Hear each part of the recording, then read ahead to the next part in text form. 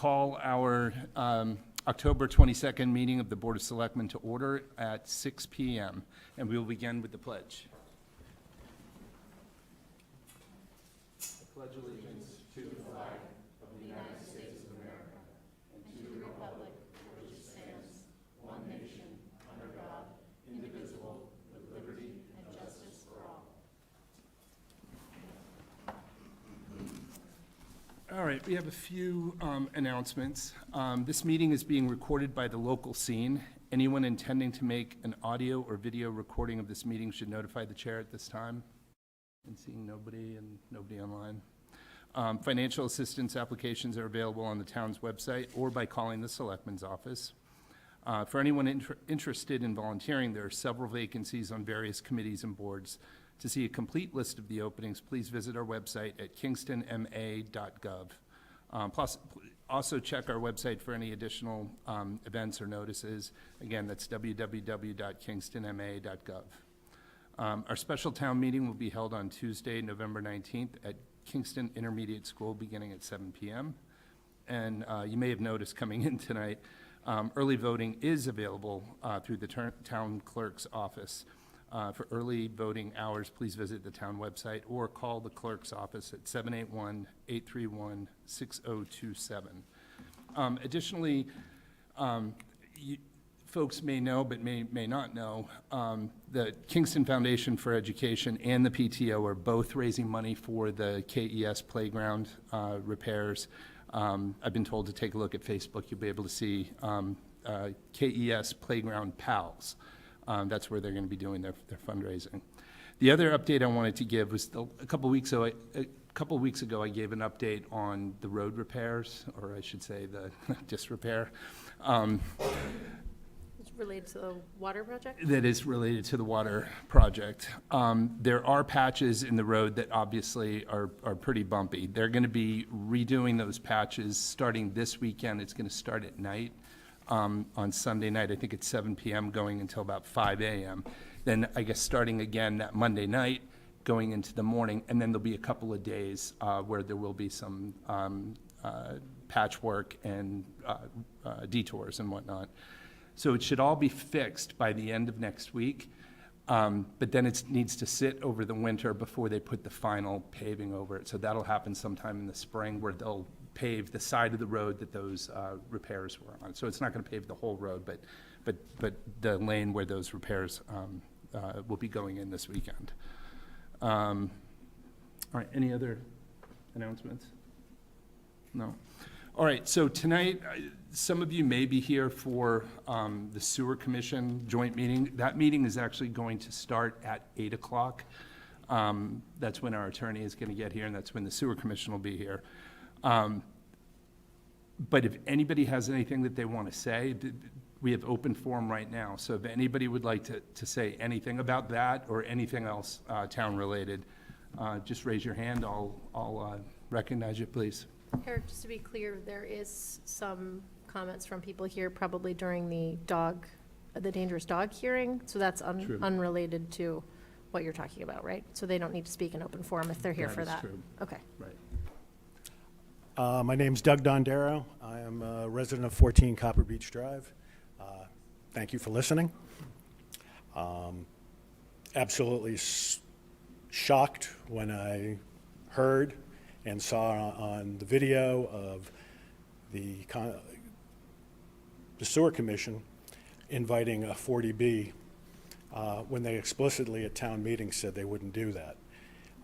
Real quickly, I know you guys have meetings to deal with.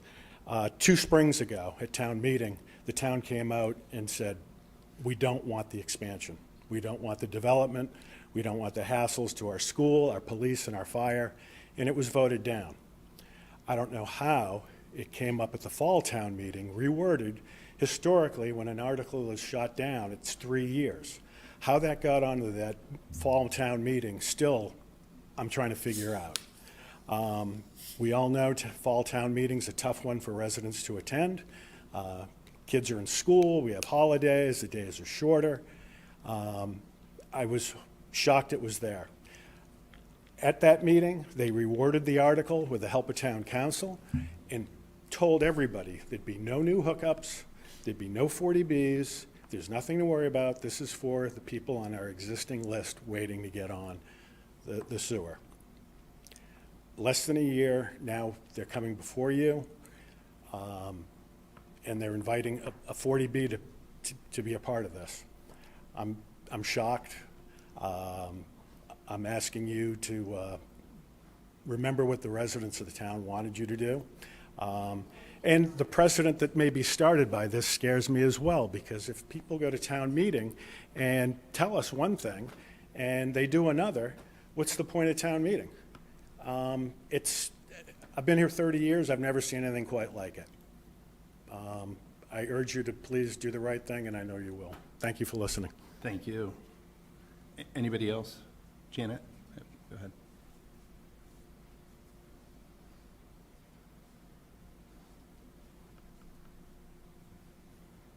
I don't know if this mic is on. Oh, it's lit up, okay. Janet Stanford, 53 Evergreen Street. I agree with everything that he just said, so I'm not going to repeat it. But I'm just wondering, when you have this joint meeting tonight, will the residents get to be able to speak, or is it like a hearing, or? It's not a hearing, it's just a joint meeting. Okay, and who has the final decision to, like, do this? Does the selectmen have a decision in this, or can the soil commission just decide this? I don't know if you want to answer, but I mean, that's one of the reasons why we want our attorney here at 8 o'clock. Okay, so that will be answered. Okay, thank you. Yeah. Right. It's Britt, right? Yeah. Yeah, go ahead. So I just wanted to clarify, Oh, just Britt, so you know, Britt Opachinski, 15 Copper Beach Drive. So there is no questions, if it's a hearing, that you cannot ask questions at this 8 o'clock meeting? It's not a hearing. We can't? No. Okay. No, but if you have something to say, please, or if you have questions, I would you can just- say them now. I think just second what Doug Yeah. said about Ed. Okay, thank you. All right, anybody else? Mr. Beaton?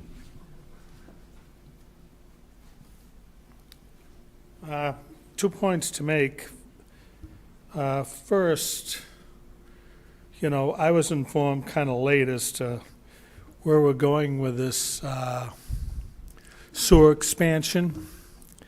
I think it was 1999, Article 12. I was there. It was a big crowd. It was capacity. They had to spill out into the room. And the question was, who's going to pay for the town sewage?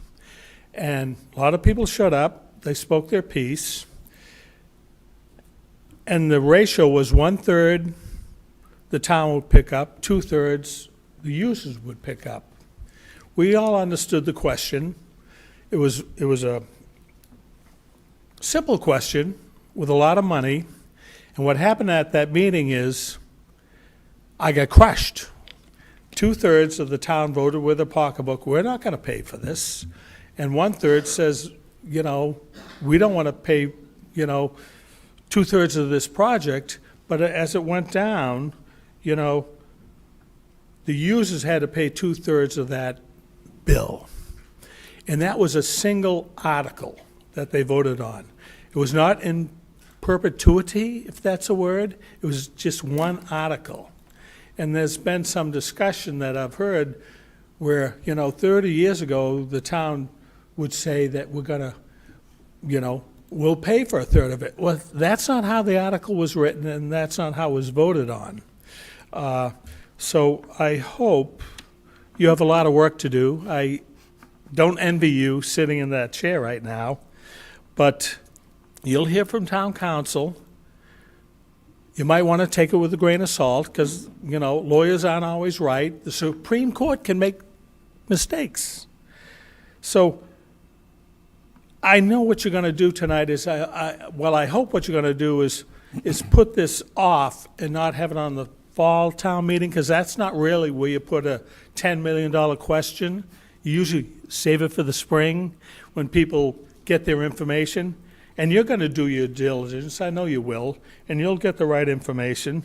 So I hope that, I don't know if the right term is table it, but postpone the decision tonight until you get more facts. That's my first point to make. My second point is I was chairman of the Green Energy Committee, and I got terminated by a letter from the Board of Selectmen. It wasn't very gracious, but it was fine. But my question to you is, we now have the solar farm. And what happened at town meeting, and it was actually voted into law and signed by Governor Deval Patrick, it was a law, that a certain percent of the green energy that was created was supposed to go towards a green energy fund. I spoke to Mr. Hickey about this a couple of times. My question to you and to Mr. Hickey, is there revenue in that revenue stream that would go into replenishing that green energy fund? And the green energy fund was established for the Kingston residents where they could get up to $1,000 grant, non-payable. You don't have to reimburse it. You just had to take a few simple steps, and you'd get $1,000 to replace a burner or replace some windows. So at your leisure, there's no rush. Could we find out if there's a revenue stream that's being generated there? And I appreciate your time, and I wish you the best. Thank you, Mark. Anybody else that wanted to speak? Or open forum, can be any subject. All right, seeing none. All right, we will move on. We have an appointment at 6 p.m. for a dangerous dog hearing. So we have Attorney Preventure. Where's he? Oh, he's right over here.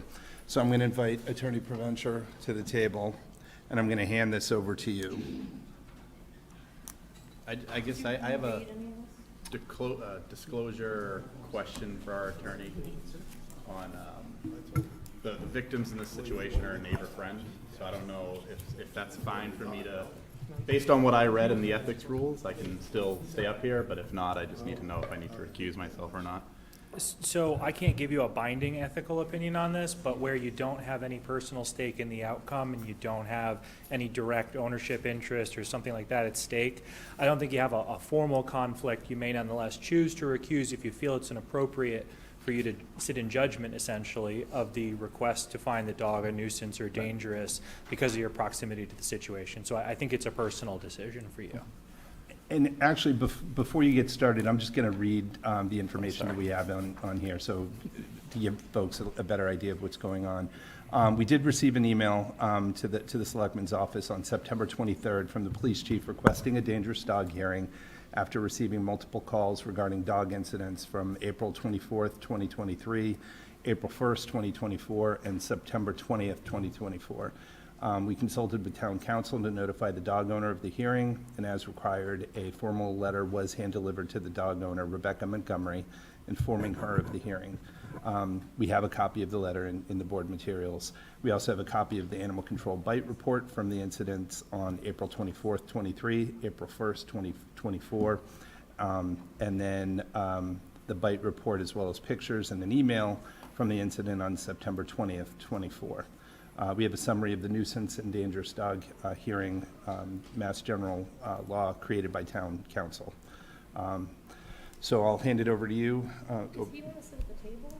Yeah, actually, you're welcome to, if you want to sit over here at the table. That'd be fine by me. And then what we'll do is when you're calling people up to speak, then they can go speak up at the podium.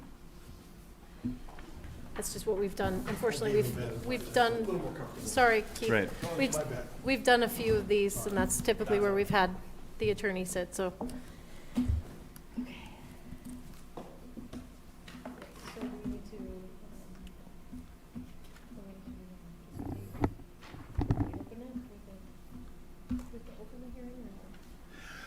Do we need to open the hearing? Do we need a motion to open the hearing? It's usually best practice, I find, to open the hearing and then take votes on it, and because this is in a hybrid fashion, you should Okay. take all of your votes by roll during this session. Okay, that sounds good. Does somebody want to make a motion to open our hearing? Move to open the dangerous dog hearing. Second. All right, all those in favor, Tyler? Aye. I'm an aye. Aye. Aye. All right, we're good to go.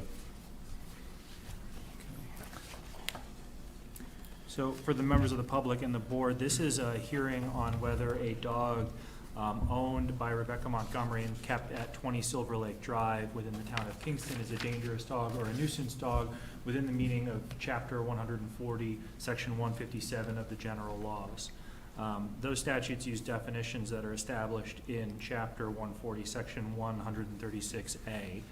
And for the purposes of this hearing, a dangerous dog is a dog that either, one, without justification, attacks a person or domestic animal causing physical injury or death, or two, behaves in a manner that a reasonable person would believe poses an unjustified imminent threat of physical injury or death to a person or to a domestic or owned animal.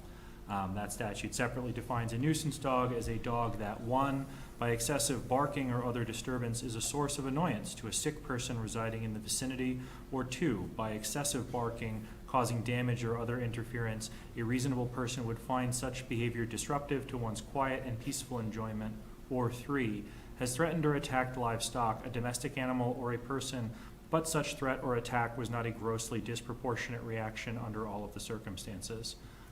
So in this hearing, the board will hear testimony from the complainant, as well as the individuals who responded to those scenes, as well as anyone else who has come to the meeting tonight to give testimony before the board.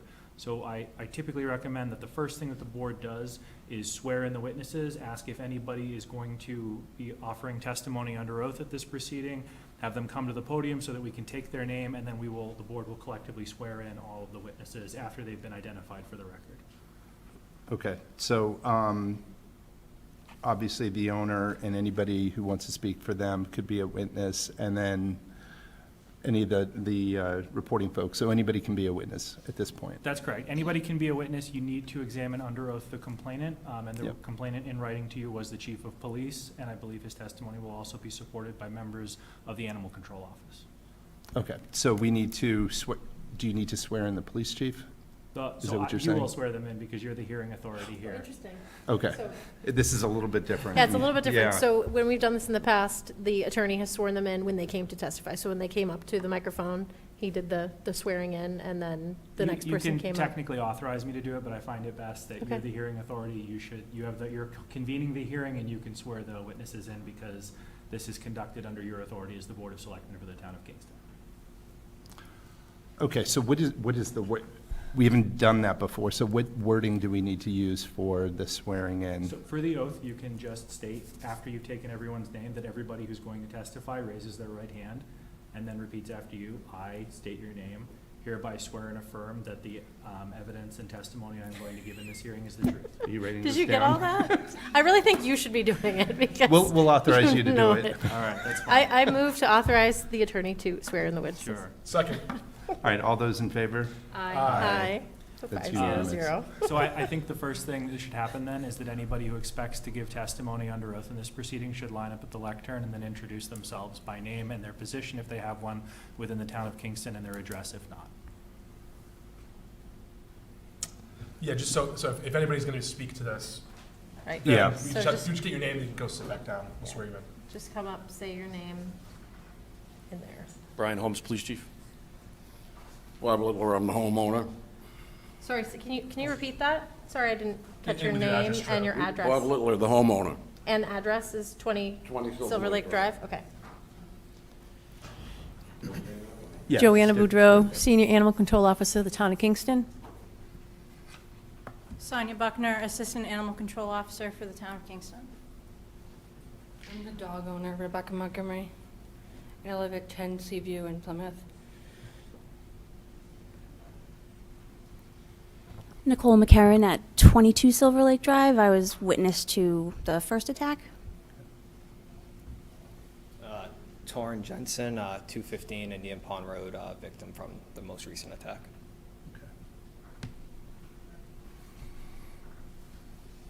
Okay, is there anyone else who's here to be heard on this matter tonight?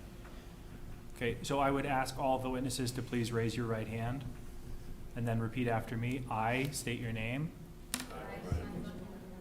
Do hereby swear that the testimony and evidence I am going to provide in this hearing is the complete truth. Thank you all. All right, and then we can, you all can sit down. Who should we start with? The dog owner? So I think you have the first thing I would do is, you have a number of documents that, as I understand, were submitted, the police reports. We should read those into the record, that you are placing those on the record and making them part of the file. The ones I am aware of are a police report dated April 24th, 2023, which is complaint number 23-0238. A second police report dated April 1st, 2024, complaint number 24-0249. And then third, a police report dated September 20th, 2024, complaint number 25-0118. Right, and do we need a motion and a vote to put those into the record? It's best All to right, do so. does someone want to make a motion? You could say as read or as presented. I make a motion to, read these minutes, read this information. Accept the documents as the record. Documents as presented. Second. All right, all those in favor? Aye. Aye. That's 500. So I think it would make sense then to start with the complainant, the Chief of Police, Brian Holmes. Okay.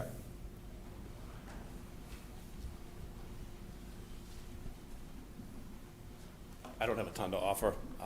I'm a middleman in this, and I could just go on the record and say that I've reviewed the reports, recommendation, and defer to the animal control officers. To clarify for the board, you did not personally witness or investigate any of the incidents that are documented in these reports? I did not. You reviewed the information as part of your role as the Chief of Police, and so communicated a complaint to the Board of Selectmen in that capacity. Indeed, I did. Then I think the board can move on to calling the Animal Control Officer, Ms. Boudreau, but first I would say that, does Mr. Littler or the owner of the dog, Ms. Montgomery, intend to cross-examine any of the witnesses that we present today? He wants to know if you're going to ask any questions of the witnesses. He wants to know if you're going to ask any questions of the witnesses. Not until I hear what they have to say. So maybe. Okay, so no questions for the Chief of Police? Not for the time. No, not for the chief, no. Okay, then Ms. Boudreau, if you would come up to the lectern. No, it's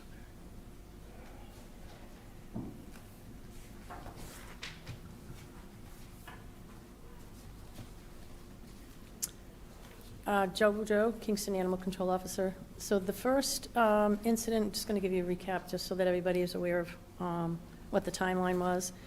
The first incident occurred on April 24th, 2023, where Angel, the dog, allegedly left her yard at 20 Silver Lake, entering the property of 22 Silver Lake, and chasing Mrs. McInerney and her dog, Abby. During the scuffle, the Mrs. McInerney had scraped her knees, falling to the ground, suffering some, skin knees and scrapes due to the incident.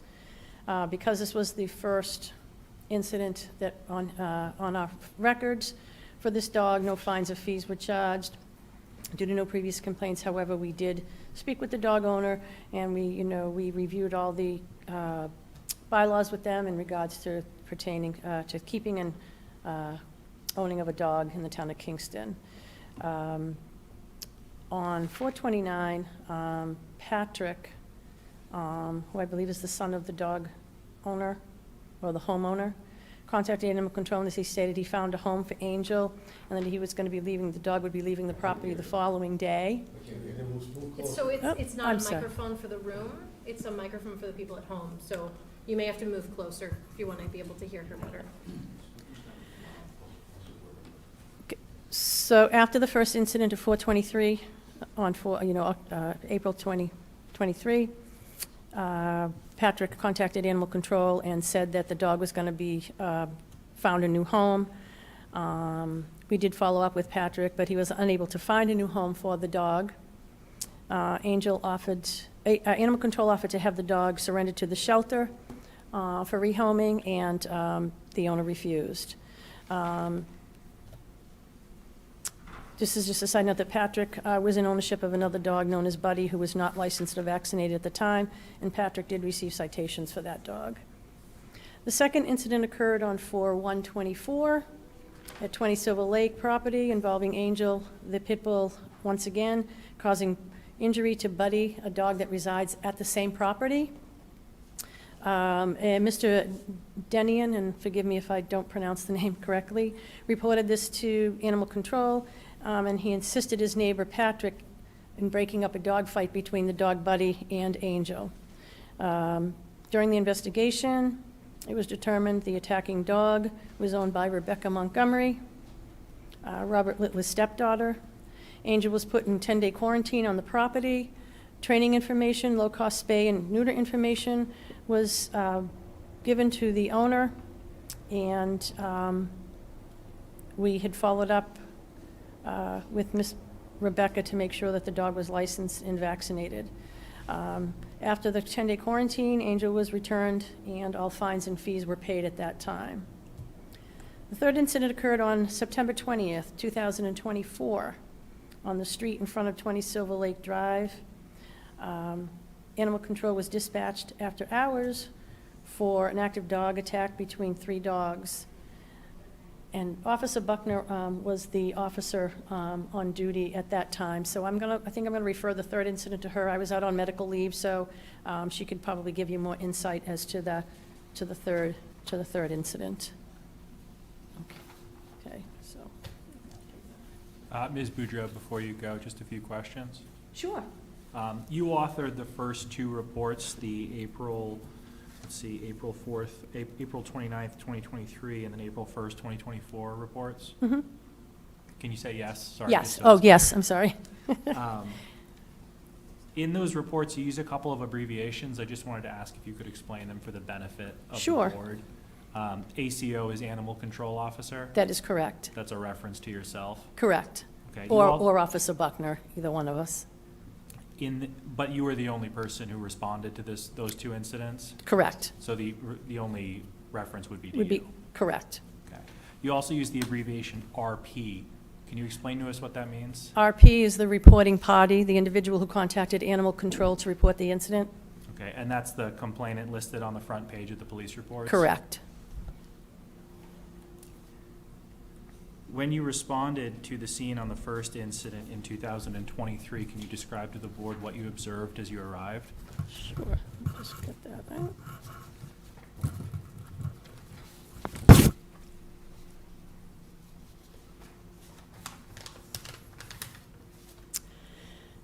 On 4/24, Animal Control contacted the reporting party to discuss the incident. We weren't able to make contact with the reporting party at the time. We left a message. He returned our call. As the ACO, we received a call back from the party. We had a lengthy conversation regarding the circumstances of the incident, and as told to me by the reporting party, this is what happened.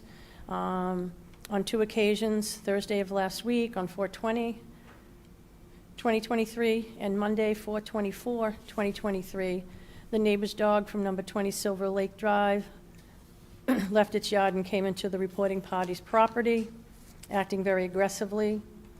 The reporting party states the dog's behavior, especially the second time, was very frightening. We were told she was outside in her yard taking out the trash with her own dog, and the neighbor's dog came charging at her, running at her and her dog, and her neighbor, she had fallen to the ground and scraped her knee. She did say that the dog was growling and active aggressively. The reporting party stated that the dog was described as a pit bull type dog, light tan in color, residing at number 20 Lake Silver Drive. Reporting party described as a pit bull. He states that an elderly gentleman came from the next door, called for the dog, but the dog did not listen. A short time later, the owner did arrive to help restrain the dog. He took the dog back to his property. Animal Control informed the reporting party that we would open an investigation. Reporting party stated her husband, Mr. Denian, believes the neighbor's last name is Littler. Animal Control advised the reporting party that we would update her once the investigation is over. The following morning, Animal Control began its investigation. It was discovered that the dog the dog owner was registered with the town of Kingston under Patrick Littler, 20 Silver Lake Drive. This individual had 3 previous complaints on file with Animal Control dating back to 2010, in which Animal Control picked up a nuisance. It was a stray cat, which turned out to be the owner's. The second incident, the cat was actually impounded at the shelter. And the third incident involved Mr. Robert Littler's loose dog known as Kino. We had checked with town clerk records, and Patrick Littler was listed as a registered dog owner. And he had not been vaccinated since 2018. No other information, did we find any other information on file for that dog? We contacted the veterinarian of that dog, and the dog had been euthanized in 2018, so now that file is inactive. But I just want to give you a little history that Animal Control has been out to that property and has spoken with these individuals about various animals since 2018. ACO visited the property and met with the homeowner, Patrick Littler. Also present was an adult female who identified herself as Nicole. Animal Control informed Mr. Littler the reason for the visit, and he stated that the dog involved in the incident does not belong to him. He was caring for the dog for a friend, and after the last incident, he contacted her and told her that she needs to come and get the dog. According to Littler, the dog owner is Rebecca Montgomery, current residence unknown at this time. Dog's name is Angel, an unspayed adult female pit bull. Littler states that he had had the dog for maybe a couple of weeks now, and Animal Control explained the law pertaining to the keeping of dogs in the town of Kingston and provided him a copy of the bylaws as well. An agreement was made between Animal Control and Mr. Littler that he will have until Friday to retrieve his dog, the dog. Otherwise, Littler can be held liable as the keeper. Littler advised ACO that he does not want the dog at his home any longer, and he will be sure that Montgomery comes for the dog. If not, he'll surrender the dog to the animal shelter. Animal Control advised Mr. Littler to inform Ms. Montgomery if the dog is not picked up by Friday, which is our mandatory 7-day hold period, the dog would be impounded at the shelter and she would be responsible for impound fees. During the conversation, Animal Control inquired about the dog known as Kino that had passed away. However, he did say that the dog did pass away in 2018. However, he does have a new dog named Buddy, an intact pit bull, white in color, 3 to 4 years of age. We inquired about the license and vaccination status of that dog, and that pit bull dog was not licensed. However, he said Mr. Littler stated that he believes that the dog is current with his vaccines. Again, we agreed to give Mr. Littler until Friday to provide evidence that the dog was licensed and vaccinated for rabies. Otherwise, citations for those violations would be issued. Okay, so Ms. Boudreau, Yep. when you did your investigation, you arrived after these facts had occurred, correct? Mm-hmm. Yes or no? I'm sorry, could you repeat the question? Yes or no, you can't say, it's not clear what you're saying. She didn't understand your question. I can't hear you. Did you personally observe any of the events that happened? This particular, the first event, no. I did not, the reporting part, as I said in my statement, that what was told to us was according to, the witness who was at the, at the scene. So when you arrived at the property, as part of your investigation, you spoke to Ms. McCarran, who was the complaining party? Correct. And then, as part of your follow-up investigation, you spoke with Mr. Patrick Littler? Correct. Okay. Did Mr. Littler deny that any of the things that Ms. McCarran had reported to you happened? He did not indicate that, no. And as part of your investigation, you identified that a dog, a tan pit bull kept at the property, who is unspayed and is named Angel, was the dog that was involved in the aggression against Ms. McCarran? Correct. Okay. I'd like to turn to the second incident that you responded to. Mm-hmm. Can you describe to the board what happened and what was related to you in that incident?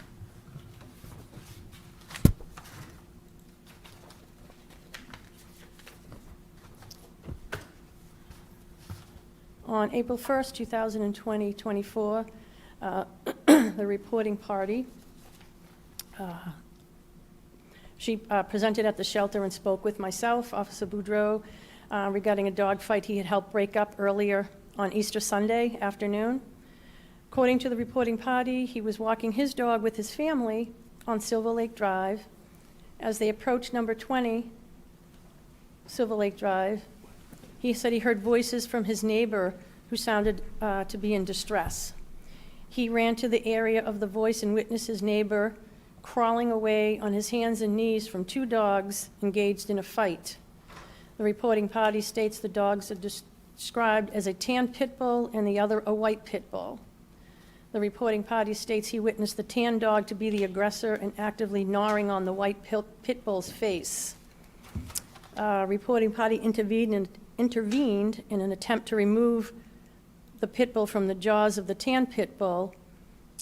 And then another identified individual eventually came to the house and helped by grabbing onto the tan pit bull and kneeing it in its neck to the ground. The tan dog finally released the white dog, and the dog was able to run away. The tan pit bull broke free from its handler and lunged at the white dog again, grabbing its ear. The reporting party then kicked the tan pit bull in the face, which resulted in the tan dog releasing the white dog from its grip. The handler brought the tan dog into the house. The reporting party stayed with the white dog and took photos, which I believe you have in your packet, of the injuries. And the reporting party was able to identify the tan dog as Angel. The reporting party was very concerned about the safety and welfare of his family. He's also concerned for the neighbor's safety. I advised again the reporting party that we would open an investigation and will update him on the conclusion of the investigation. Later that day, the reporting party emailed Animal Control with a written statement and photos of the white dog's injuries, which I believe you also have in your package.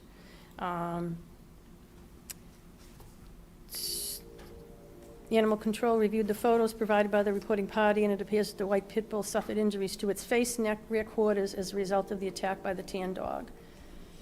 During the Animal Control's research, it was discovered that the dog identified as the attacker is known to Animal Control. The dog is identified as Angel, a 7-year-old unspayed female tan pit bull owned by Rebecca Montgomery, last known address 20 Silver Lake Drive. In addition to the incident that occurred on 4/23, the dog was impounded by Animal Control in December of 2023 when Kingston PD called Animal Control for assistance with the dog as the owner was picked up on an outstanding warrant. The dog was held by Animal Control until such time as the owners could retrieve the dog, vaccinate it, and paid any outstanding fines and fees. Animal Control, the dog was placed then in quarantine by the animal inspector. Given the history of the parties, it was agreed that it would be best for both of them to visit the property. Myself and the animal inspector visited the property. The owner of the white pit bull is identified as Patrick Littler.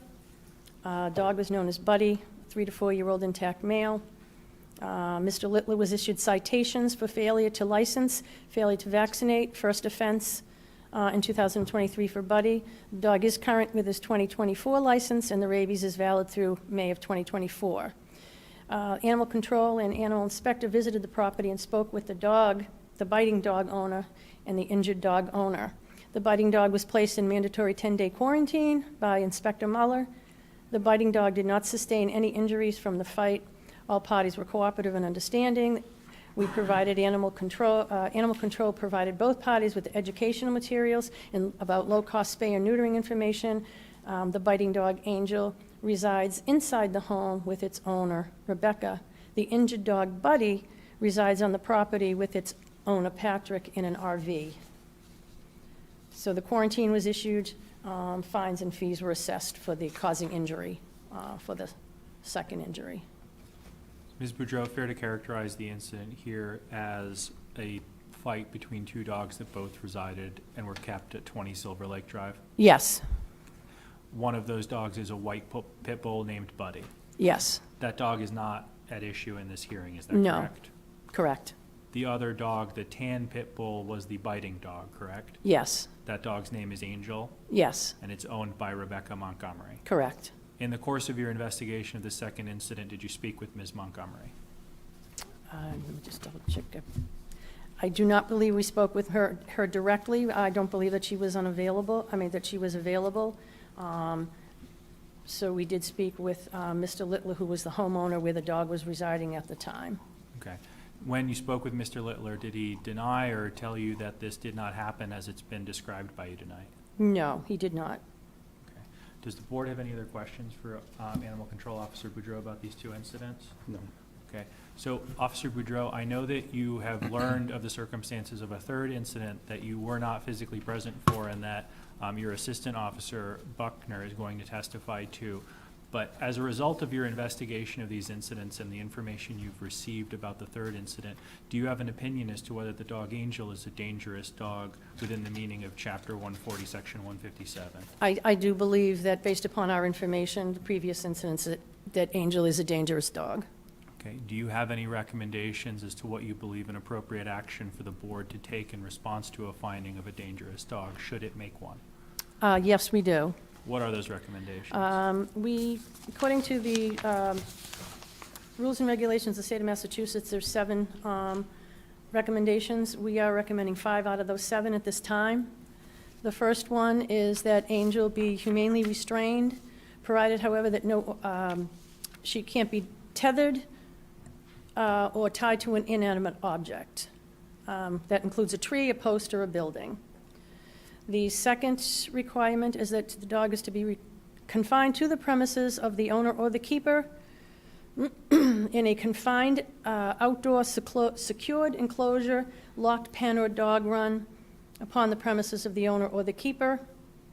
And the containment structure shall have a secure roof.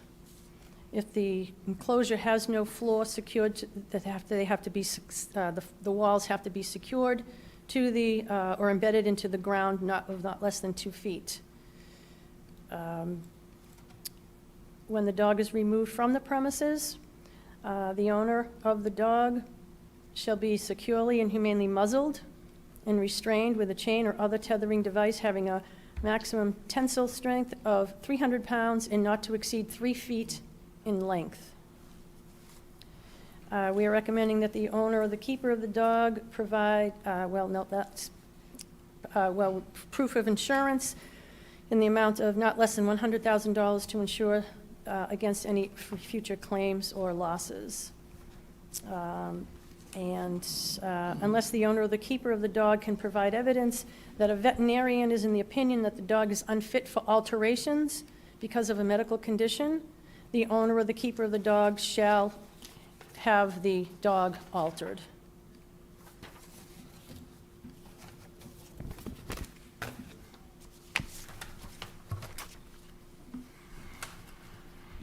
And in your opinion, Officer Boudreau, are those conditions sufficient or appropriate? Oh, I'm sorry, it's a toggle. It's usually all.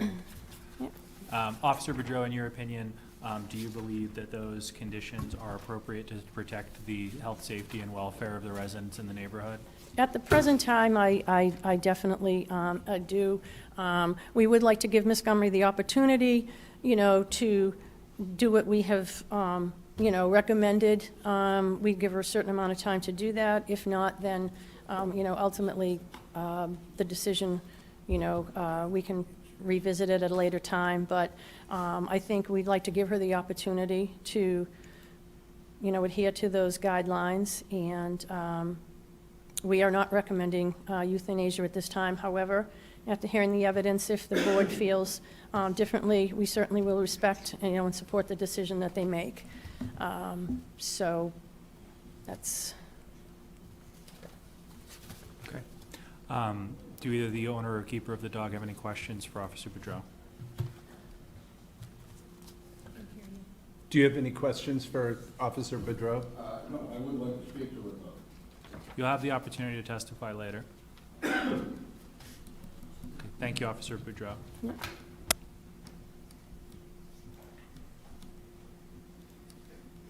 Okay, so if Assistant Animal Control Officer Buckner would come up to the podium?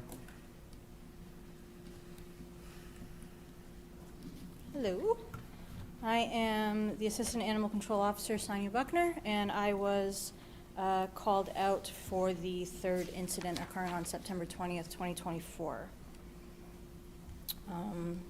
This was during a off-duty response. I was contacted by Kingston Police Department to respond to an active dog bite that was occurring at 20 Silver Lake Drive between 3 dogs. Before I left my residence in Middleborough, I had spoken to Torrin Jensen, who was the victim dog owner. And he stated that according to him, he and his brother Teep were walking their 2 puppies in front of 20 Silver Lake Drive when he witnessed Angel break through the screen door with a broken runner still attached and attacked both the puppies. One of the dogs had gone under the RV or trailer that was in the driveway, and I asked Torrin if he needed assistance. He said yes, because he couldn't get his dog and she needed medical attention, so I responded. By the time I got to the Kingston area, he had obtained his dog and was able to get her off to receive vet care.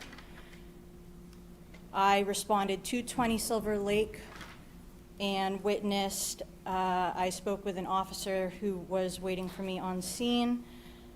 As we approached the home, he directed my attention to a severed cable runner that was in the back of a truck. I was told that that runner was still attached to Angel when she busted through the screen door. We knocked several times on the residence looking to speak to whoever witnessed this situation. After several attempts, an unidentified male came to the door. I asked if I could speak with Robert Littler. He told me that he was not home. I asked if I could speak to whomever witnessed the situation. He called Rebecca from downstairs. As I was speaking to Rebecca, she told me that she was not present, that she came home from a movie when she was called that this happened. So at that moment in time, I wasn't sure who witnessed this situation. However, while I was speaking to Rebecca, going over our protocol for rabies with the 10-day quarantine, a woman named Christine Bullions, who is not present here today, came down from downstairs and said that she witnessed the situation. And what she told me was she was cooking dinner. The dog was attached to the runner outside, but she was inside the house, and the runner was being fed underneath the screen door. And when those 2 dogs walked past, she busted through the screen door, and due to the weakness of the cable, it snapped. She attacked the 2 puppies herself, and I believe Robert Littler was there at the time.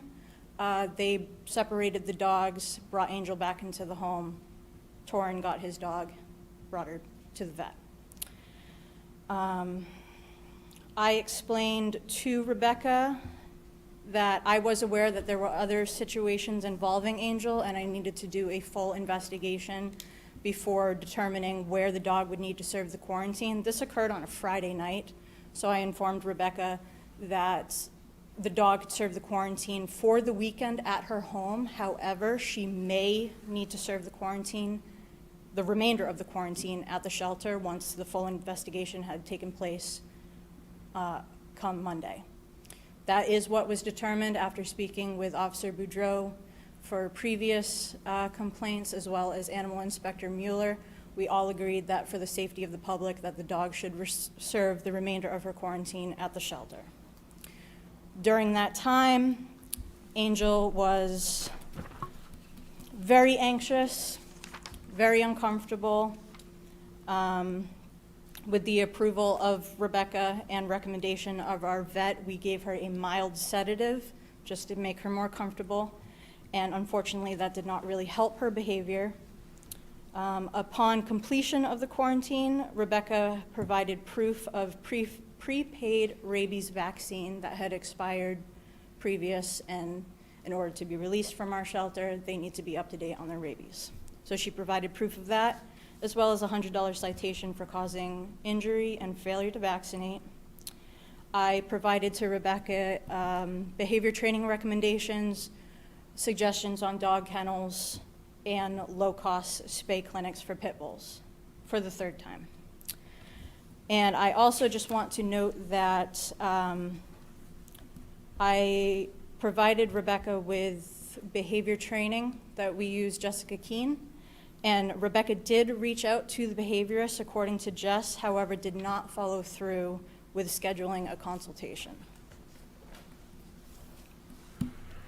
So, Officer Buckner, based on your investigation, you concluded that the dog Angel injured 2 other dogs in this third incident? Correct.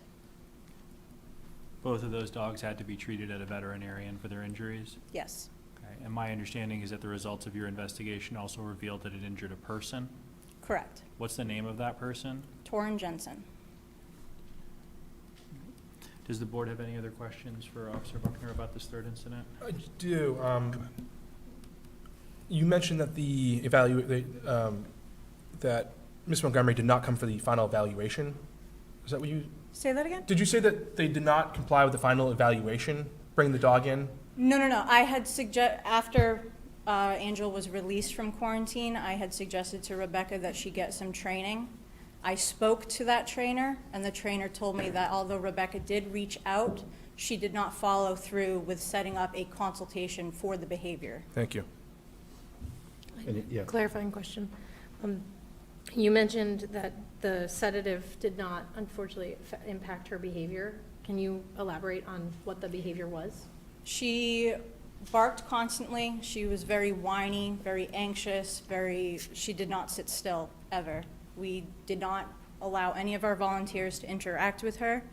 The one time that I did need to interact with her to move her to the outside area to clean, she's intact. She did mount my leg, and she was very forceful about it. I did not sustain any injury, but under sedation, I would think she would be a little calmer, and she just was not. Thank you. Any other questions? No. Okay. Do the owner or the keeper of the dog have any questions for Officer Buckner? Do you have any questions for Officer Buckner? Okay. Sure. Okay, just so it's clear, we're going to ask after each witness if you want to ask them any questions, just so it's clear that you had the opportunity to do so if you want to. If you don't, that's up to you. Okay, thank you, Officer Buckner. Thank you. I think next we will hear from Ms. McCarran.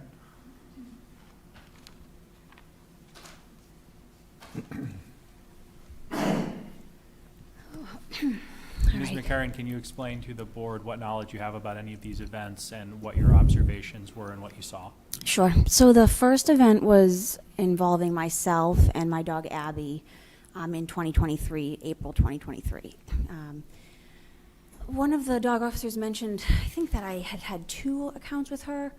The dog, however, I only recall there was this one incident where I was bringing out my trash with my dog. Our trash barrels are right on the left side of our garage. And as we were bringing out the trash, that's when Angel came charging out from their backyard. And my dog, Abby, Angel did not bite her in that moment, but they just started chasing each other. Angel was chasing my dog around the house, just around and around. At one point, Angel bit my dog in the side, which that wasn't mentioned. I did not bring her to the vet for this. She didn't have any blood or anything. She still has like a scar tissue underneath from the bite, but there were never any complications from it at all, other than the scar tissue. The only way I was finally able to get my dog away from Angel was by opening the truck door that was also next to the garage, and my dog quickly jumped into the truck. And then Mr. Littler, he came out pretty early on in the incident, so he realized that the dog, I believe, had broken off of its lead that was outside, or maybe like detached from its harness that was outside. And that was how she then came over and was attacking, or trying to attack Abby. I only sustained my injury in trying to get like between the 2 of them. So I fell to the ground because Angel bumped me, and that's how I sustained my injury. My kids were inside, which is the scariest part for me. I had a 3-month-old at the time and a roughly 1.5-year-old. So that incident alone, Mr. Littler was very helpful. He couldn't get Angel, so that was the issue, really. She wasn't listening. He couldn't restrain her in any way. Finally, once my dog was in, he was able to catch her. Once Abby was in the truck, Mr. Littler caught Angel, and he was able to bring her away. The second incident, my fiance Kevin Deneen. So Kevin was the one who went to 20 Silver Lake Drive because he heard the interaction occurring between the dogs. We were on a walk, and we could hear yelling. So I stayed away with the dog and with my kids. I had nothing to do with going to the scene. I just heard what happened after the fact with that one. One thing, and I'm not sure if I can share this, I had one of our neighbors I was speaking with yesterday who spoke to Patrick Littler just a day or so ago. And no, can I share something? If the witness is not here, the person that gave the information is not here to stand that up. We're not in court. There's no Yeah. particular rules of evidence, but you Okay. should know that the board may take into consideration the fact that you're relating something secondhand when Understood. it evaluates what information you're providing. I just want to say it because it feels so important to me. Patrick mentioned that the dog had been a fighting dog, so that the dog Angel had been used in fighting with other dogs. That is so scary to me because there's 10 kids that live within, literally right across the street, right next door, 10 children from the ages of 1.5 to 13. So the fact that we would rely on like a rope or anything to restrain a dog that can be this dangerous is so scary. I hate the thought of a dog being put down, but just the thought that any little error could be made, or just you're busy and something happens and the dog gets off, or the dog isn't clipped on properly, and then it's getting out and it's going towards a kid or one of the multiple dogs that are in the neighborhood. It's just scary, and it's hard to live next door. We don't have a fence. The Littlers don't have a fence. It's just a very uncomfortable situation to be in, and it's been this way for a while, and we've kind of just been like on the edge, myself and our other neighbors, just like wondering what's going to be the next step and how we can make it safer for everybody. And we really just want it to feel safe. We don't want to have this feeling of not knowing what could happen from this dog. I just have a few questions. Sure. So you live next door to 20 Silver Lake?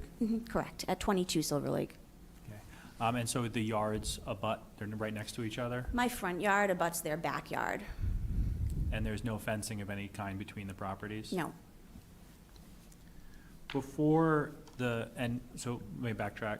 You recognize the dog Angel because you live right there? Correct. That- The first incident that occurred with myself and my dog Abby, I'd seen Angel around, but I didn't know of her. I honestly think at first I confused her with Buddy, their other dog, but Buddy has always been very friendly and nice. There's never been any issue. But once I noticed her coloring, I knew that was an entirely different dog. But I never had any interaction with her prior to that incident. Okay.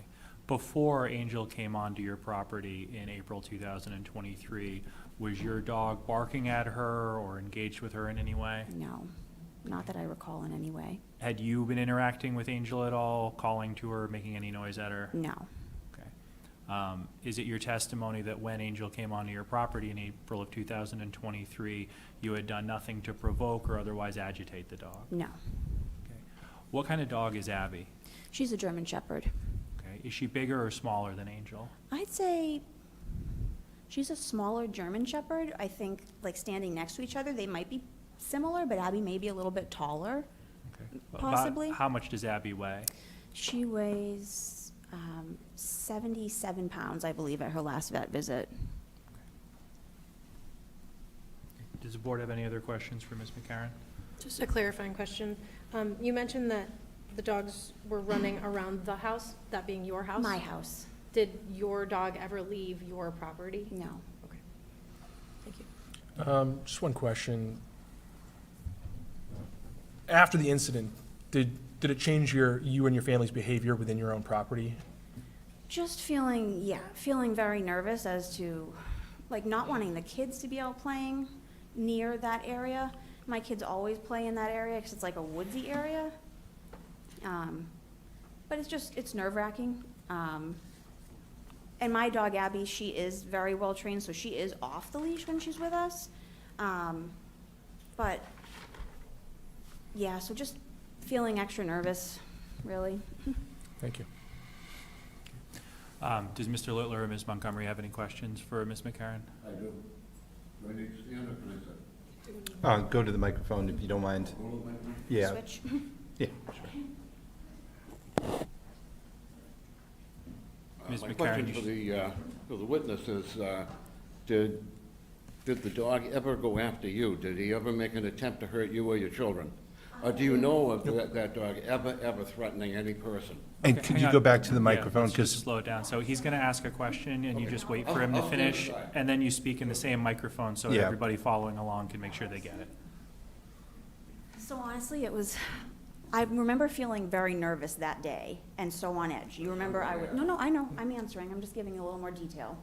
I was crying and I was upset and trying to recall, I remember when I tried to get in between them. I remember Angel growling at me. She never bit me in any way, but I do recall her growling at me when I tried to get in between them, and that's when I stopped trying to.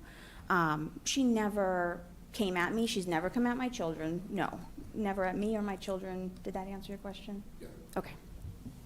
The other question I have for you is, a statement of fact is, I think you're mistaken in your assumption that your dog didn't leave the yard, because I was in the tool shed, which you know where it is. Yeah. And I was looking out, when I heard the dog barking, I looked out the window of the tool shed, which doesn't look into your driveway, it looks into my yard, and I saw Abby there, your dog. Okay, isn't it also true that your dog Abby frequently comes out and runs through my yard? Now, I'm not a stay off my lawn type of guy, so I don't care, Abby's a nice dog. But she comes into my yard frequently, right? Every person here in that front row knows it. It's happened before, yes. It happens frequently, okay? And I'm not trying to pick on Abby, she's a What I nice do want to dog. mention is that pardon day, me, that incident. if you could just go up to the microphone, Yeah, because sorry. we're being recorded online. Sorry. People won't be able to hear you. That incident that day, we literally walked directly out to the trash barrels that day, and I know on that incident, she was with me that entire time. She was just that happened so fast that day. We hadn't even been outside for her to, I will only state to that I could not see Abby unless she was right? in Well, my your own yard. shed kind of points at, doesn't- it points at the it's side 90 of your degrees yard here, as right? well as, It's 90 degrees here. Hold on for a It moment, is. please. I don't want to interrupt anyone, Yeah. but only one person can talk at a time Mhm. so that it's clear. And Mr. Littler, Okay. okay, Mr. Littler, you'll have an opportunity to testify later. We're just going to confine this to any questions you may have. Okay. Okay. Do either you or Ms. Montgomery have any other questions that you would like to ask Ms. McCarron? Oh, excuse me, I have one more question. Sure. Did your dog get, Up at the microphone, sorry. did you get fined for your dog being off the leash that day? no, You didn't? You didn't get cited for that? no. Even though the dog was? Okay. She was on my property. She was not on a leash. Okay, we're not going to argue. It's just questions. Thank you, Ms. McCarron. Okay, is Torrin Jensen still with us? Could you come up to the lectern, Mr. Jensen?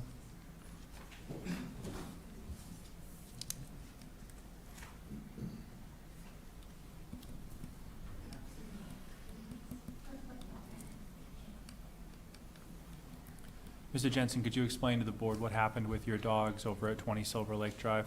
Yeah. So me and my little brother were taking my, at the time, 16-week old puppies for a walk in this neighborhood that we've taken our past dog through this neighborhood.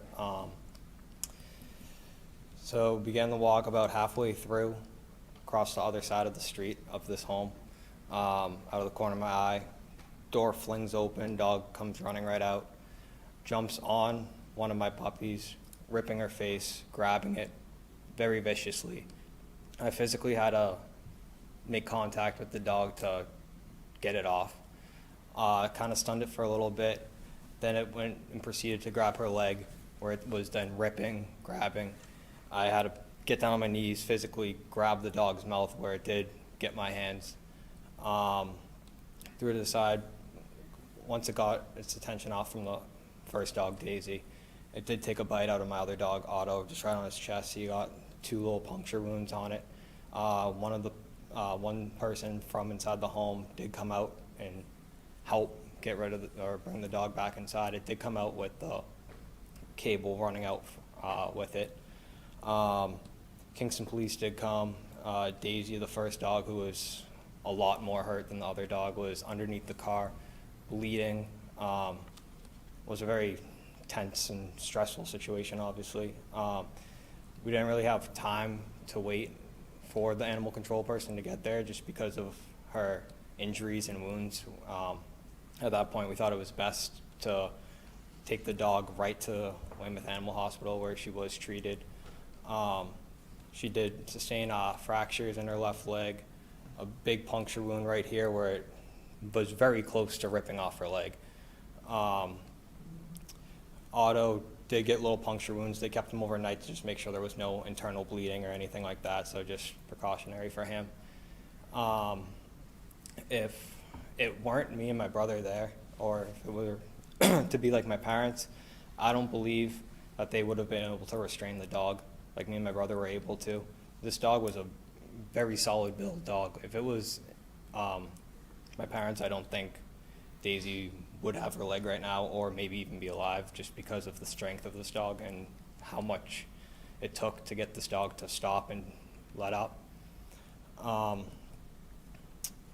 Yeah, I just don't think this dog should be in a situation where it is around children or people walking their dogs who won't be able to protect them against Angel. And there's been countless opportunities to fix this situation, maybe find a better home for this dog or figure something out, but clearly time after time it seems to happen over and over. So that's all I have. What was the date when this happened?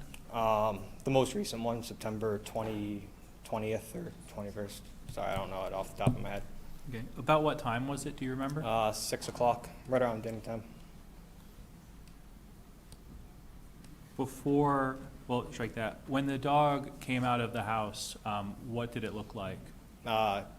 Tan pit bull. Have you ever seen it before? I've not, no.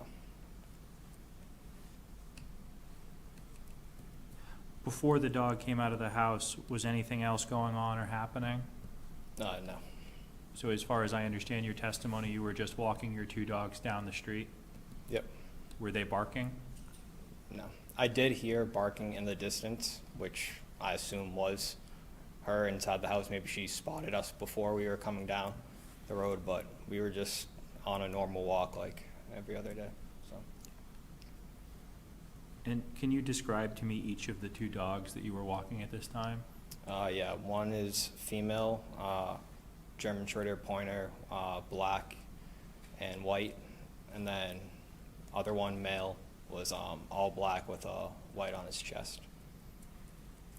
Both about 20 pounds at the time. What breed of dog was the second dog? German Short-Haired Pointer. They both are? Yeah, both of them.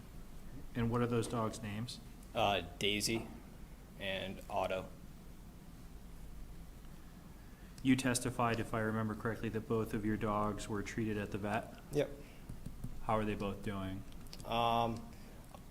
Physically, they're doing a lot better. They had to be separated for a while because she was in a cast and was very scared towards a lot of things and stuff at first. He was doing a lot better at first, but now every time they see a new person or anything, they get a little nervous, growl, get scared. Like, sister was gone for a few weeks at school. First time they saw her, they were very nervous and protective because of the situation. So I believe emotionally they are very scared, and it's going to take some time for them to recover from this situation. I don't want to ask you for an exact number, but can you give me an approximate amount that the veterinary bills that you incurred as a result of this cost you? $8,000.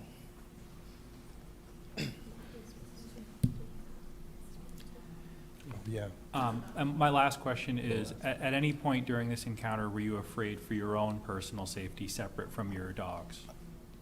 It was one of those moments where you just completely like black out and lose shock and you just go into like fight mode, honestly. But I was concerned for my own safety too, because I physically had to get this dog off and it was kind of life or death for my dog. So yes, I was concerned. Do the board members have any other questions for the witness? Go ahead. Just to add on to your question, so you had asked about veterinary bills, but I understand he also sought medical treatment as well. So is there cost associated, I guess the total cost of both the medical bills for yourself as well as the puppies? I don't know if I can say anything on $12,000. It's around $12,000? Oh, yeah, sorry. Oh, sorry. You'd have to You go to haven't the been microphone. sworn We in. haven't sworn you in.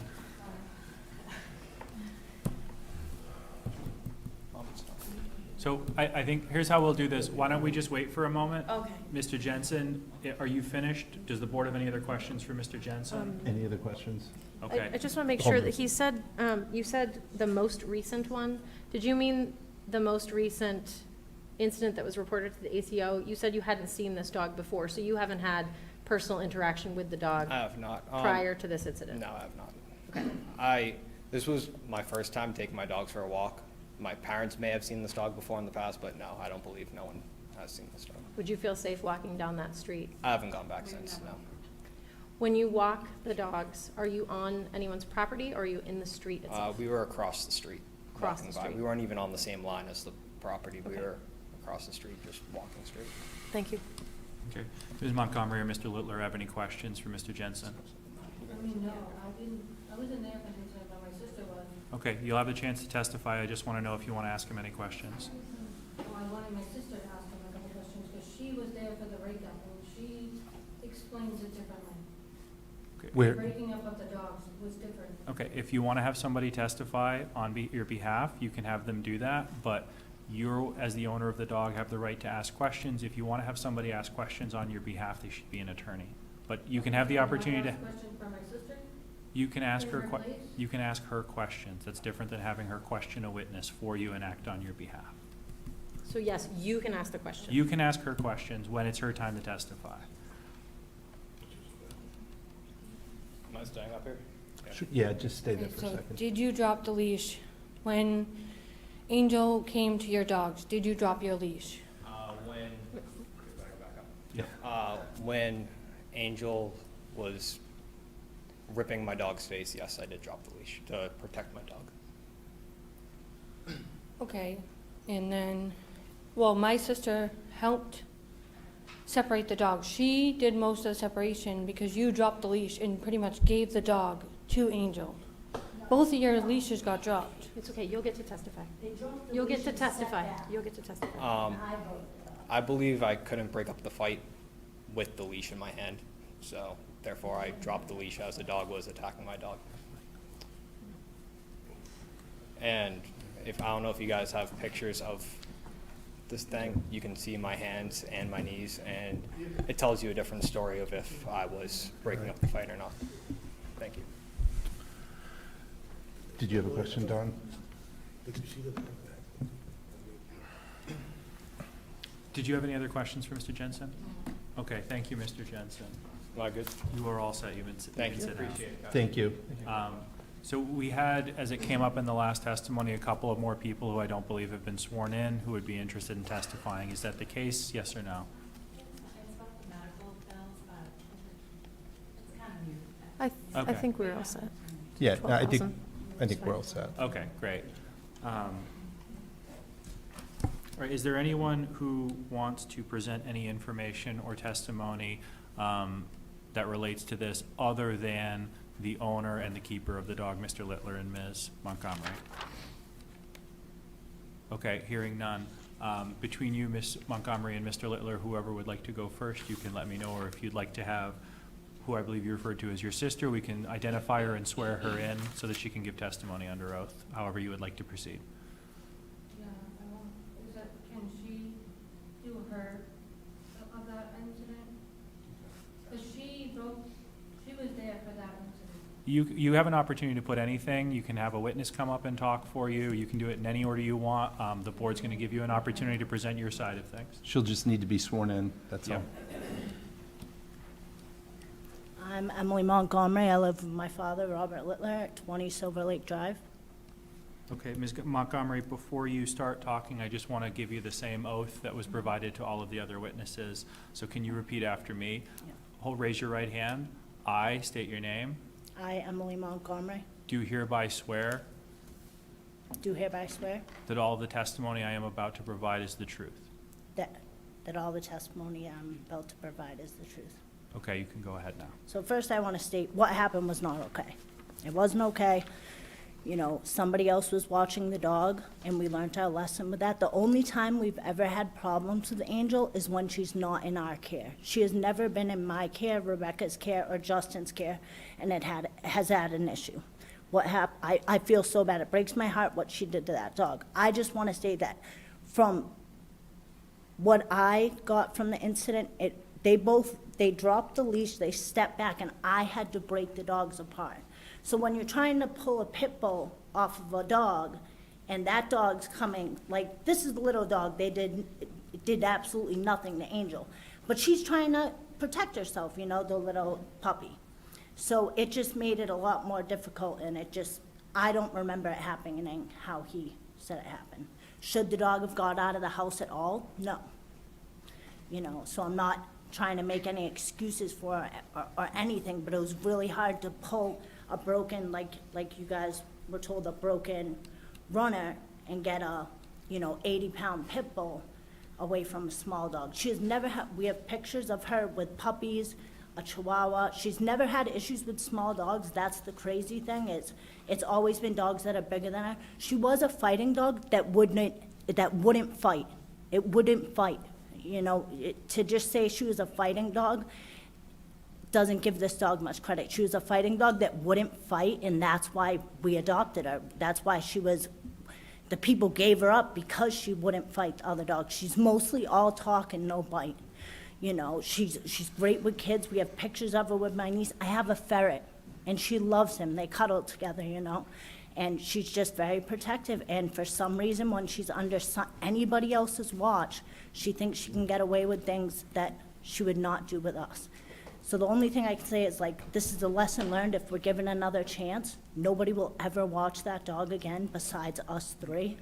And again, just to state, under our care, nothing has ever happened with her. And I'm very sorry for you guys and the dog. It literally makes me hurt. Okay, Ms. Montgomery, could you just stay up there for a moment? Does the members of the board have any questions for Ms. Montgomery? I have a couple. Go ahead, Kim. What do you think provoked Angel? Well, she was in heat, and it was the front door. If I was there, we know the hard, big door needs to be shut if Angel is out of the room at all. If she's in the living room or anything, the front door needs to be shut. To have her on a runner and in the house so that the runner's keeping the door open just doesn't make much sense to me. But I think it was just being in heat. We were told the only reason we haven't fixed her is we were told that at her age, she's actually 9, she's not 7. We're pretty sure she's 9 because we've had her over 7 years.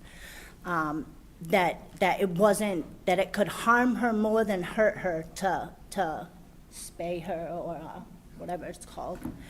But I think it was just maybe in heat, the front door I think in her mind, she was afterwards, she was she didn't know what she did wrong, She thought she was protecting the house, Do you think she was protecting the house? I think she was coming from a good place. I don't think what she did was okay. And like I said, we're mind blown because she's never gone after we have a guinea pig. She doesn't go after small things, puppies. We know we can have a small, like if I wanted to get a dog, I would have to get a puppy to have it with her. Do you know if how many owners she had before you? You said you've had her I'm for pretty 7 sure years. just one. And that person they got her pregnant, they took her puppies, and she wouldn't fight, so they gave her up. So when we took her, she had puppies that she got no more than a day with. So she's very protective like a mother. And, you know, she's only ever been with us. So when I had moved in with my dad, this was all new to her. You know, we were in Fall River, an apartment where she was upstairs, she was downstairs. That was it. Same 5 people for 7 years, you know. So to go from that to having a big yard and all these people and animals around that she never has seen, you know, it's just been, and she's got so good. If you saw her a year ago to how she is now, we can have people over now. We could never do that, you know. Has she had any training? If so, when?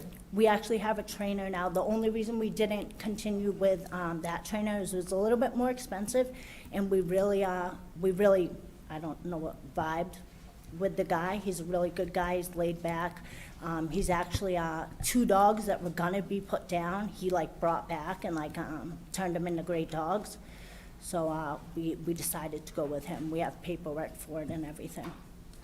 To the best of your knowledge, have there been any other incidents, either with people or dogs, chasing, kind of growling at them on walks, anything like that? Anything that's gone unreported? To protect Angel and everyone else, we don't take her on walks. We were trying we had a trainer, maybe like 4 months ago. It was a friend of mine, and we were trying to start to take her on walks with the muzzle, but then this had happened, so we cut that all out. But the biggest thing I'd like to say is just how far she's come in a year. Like, if she's giving a chance, she's a great dog, you know? I wouldn't rather have anybody else by my side. Just to clarify something this is my last question, I promise. Just to clarify something you just said, we don't take her for walks to protect everyone else. Is that something, you've never taken her for walks in the 7 years you've had her? Well, we just asking. lived in the city, so to take her for walks in the city and to deal with all those people with the fear aggression she had when we got her, it was too, we took her in the backyard and she played back there and she went right back upstairs. We didn't really, you know, she'd run back and forth 80 times like a nut and we'd go back up for her safety, you know, to keep her safe. Thank you, Melissa. I have one. Yeah, go ahead. When you adopted the dog, you were fully aware that it was a fighting dog?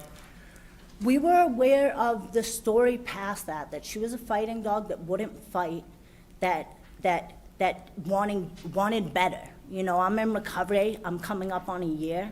So to have a dog like that just wants to be loved. She's honestly a couch dog. If she never had to leave the house to go out, and honestly, I think we did hurt her by the way we isolated her. For her safety, I think that kept her from all the things she's seeing now that she should have saw at a young age, you know? So we're dealing with the repercussions of that, you know? But we saw the story behind her. She got her babies taken, and she's actually my sister's daughter's dog, my niece.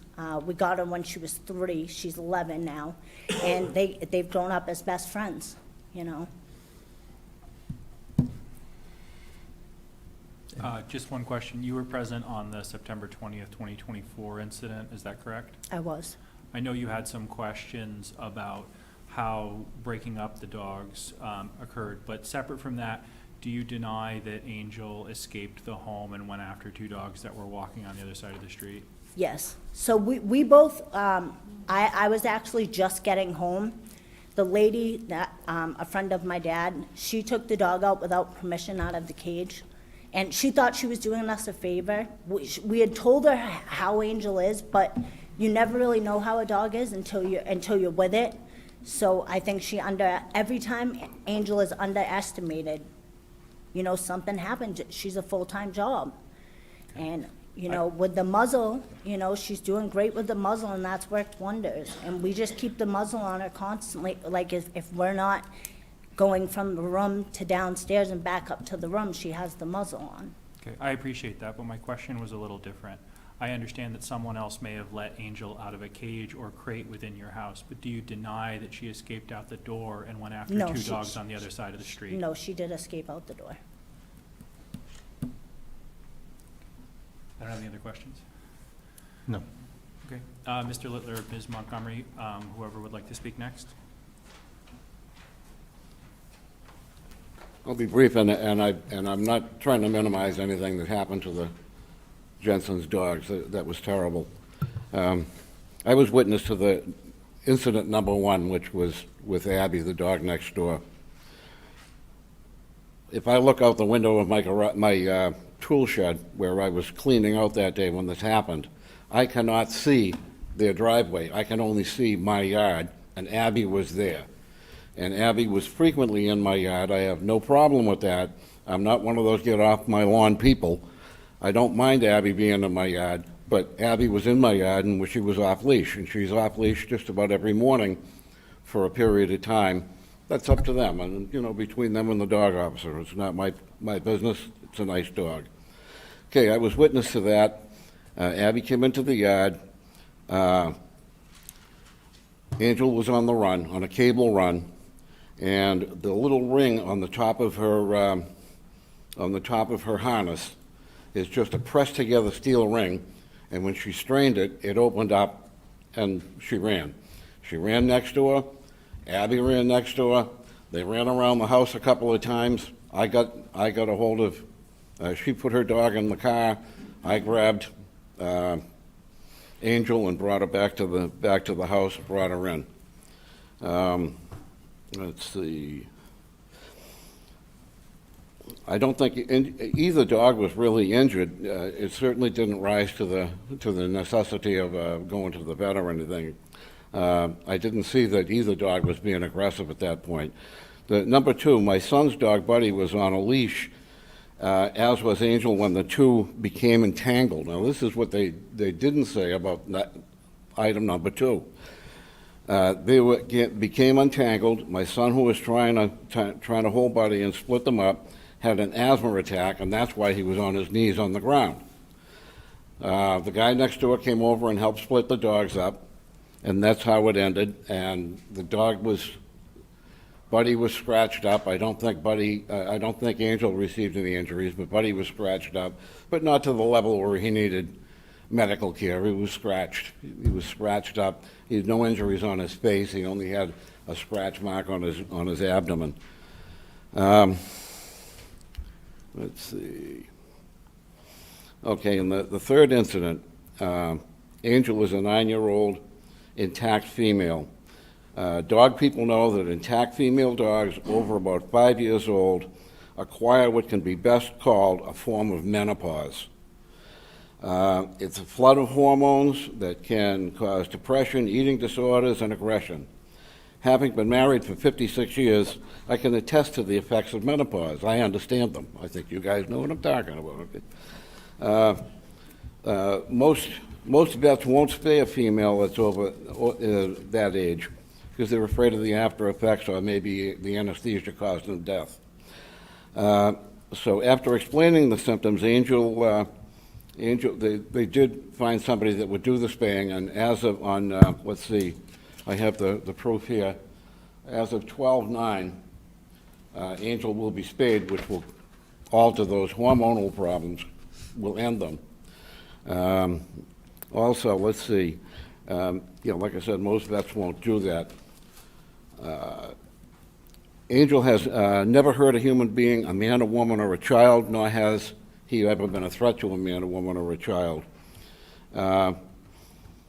Angel, with her owner, Rebecca, will probably at some point in the not too distant future be moving out of town anyway. They're going to have their own house, their own family, and Angel will be part of that. So she's not even going to probably be there anymore after whatever period of months it is takes them to find a place.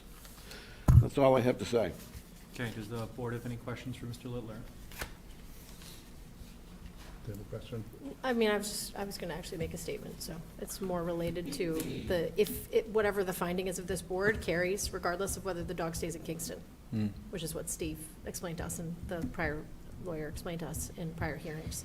So if we found to choose any number of these that are available to us, if the board decided this dog was a dangerous dog, those are not, it would not only apply to Kingston. So, is the way he explained it to us in prior hearings. yeah, so essentially, yes, your finding would have it. You obviously can't enforce outside the boundaries of Correct. Kingston. But any other town could take notice of the fact that you'd made such an order and make their own finding if they felt it appropriate. Exactly. Thank you. I don't have any questions for you, Mr. Littler. Thank you for coming up. Okay. Oh, by the way, we have no problem with putting up a chain link around the yard. That's not an issue. We were talking about doing that anyway. So Okay. there'll be a time that he's gonna be there. Ms. Montgomery, would you like to speak?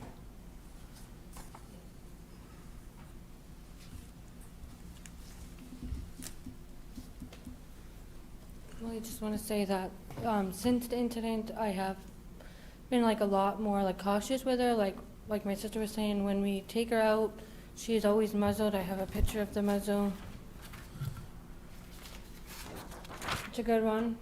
So it's for whenever she's outside, even if we take her just out back to go to the bathroom. And she's never had an incident with children. She's very good with children. She's very motherly. Like, she's a good dog.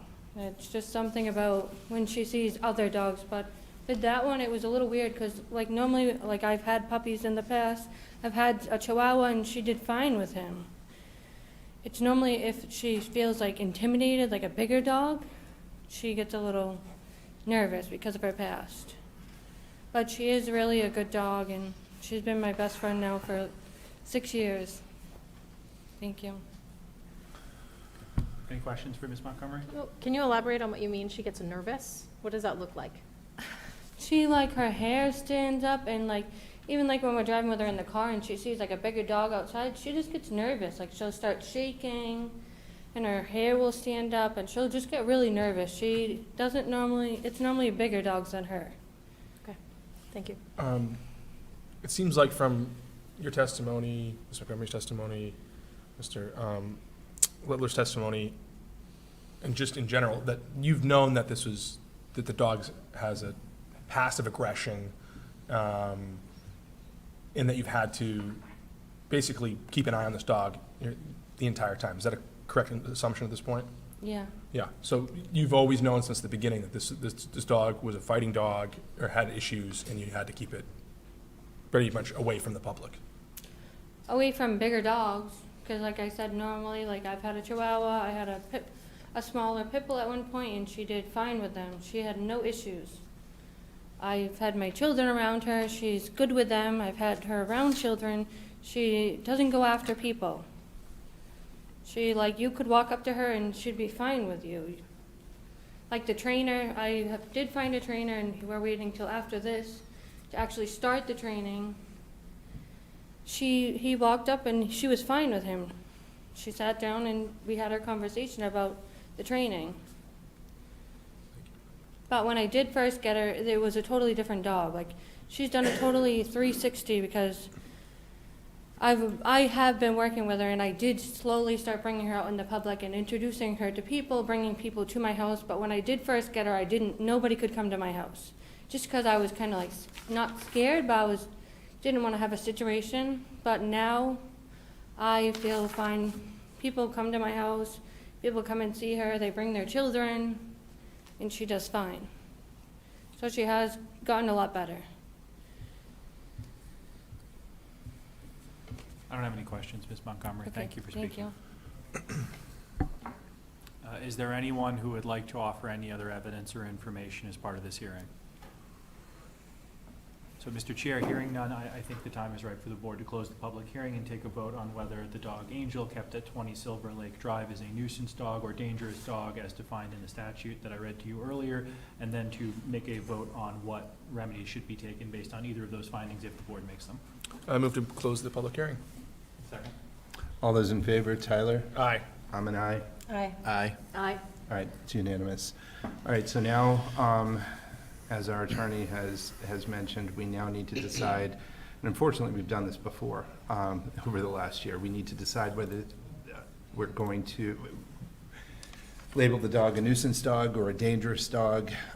Does anybody here on the board have any questions in terms of what that means? I feel like we're becoming semi-experts on this. I think it's important just for the public's, edification for the public, that the dangerous dog is a dog that, without justification, attacks a person or domestic animal, causing physical injury or death. Okay, so that's to a person or a pet. behaves in a manner that a reasonable person would believe poses an unjustified imminent threat of physical injury or death to a person or a domestic or owned animal. Right. I do not think, in my opinion, there is a question on whether or not Angel is dangerous. Angel is dangerous. I agree. And just to go deeper on that, if we were to deem the dog a nuisance dog, then we can pretty much come up with any remedial actions that we want to. If we deem the dog a dangerous dog, then there are, how many? There's seven things that we can do to remediate, but we would pick one or more of the following. And the last is that the dog would be humanely euthanized. That's number 7. And just to repeat, the animal control officer is suggesting 5 out of the 7, not including euthanasia at this point. And then the other one is number 5, that the owner or keeper of the dog provide to the licensing authority or animal control officer or other entity identified in the order information by which a dog may be identified through its lifetime, including but not limited to photographs, videos. There's microchips, so I think that was the thing. Yeah.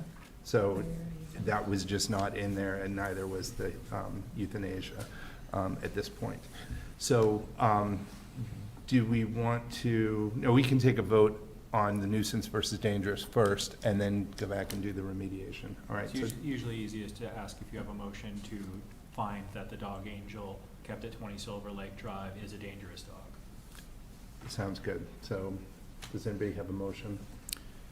I move the Board of Selectmen deem Angel, But the dog kept at 20 Silver Lake Drive. that the dog kept at 20 Silver Lake Drive be deemed a dangerous dog. Second.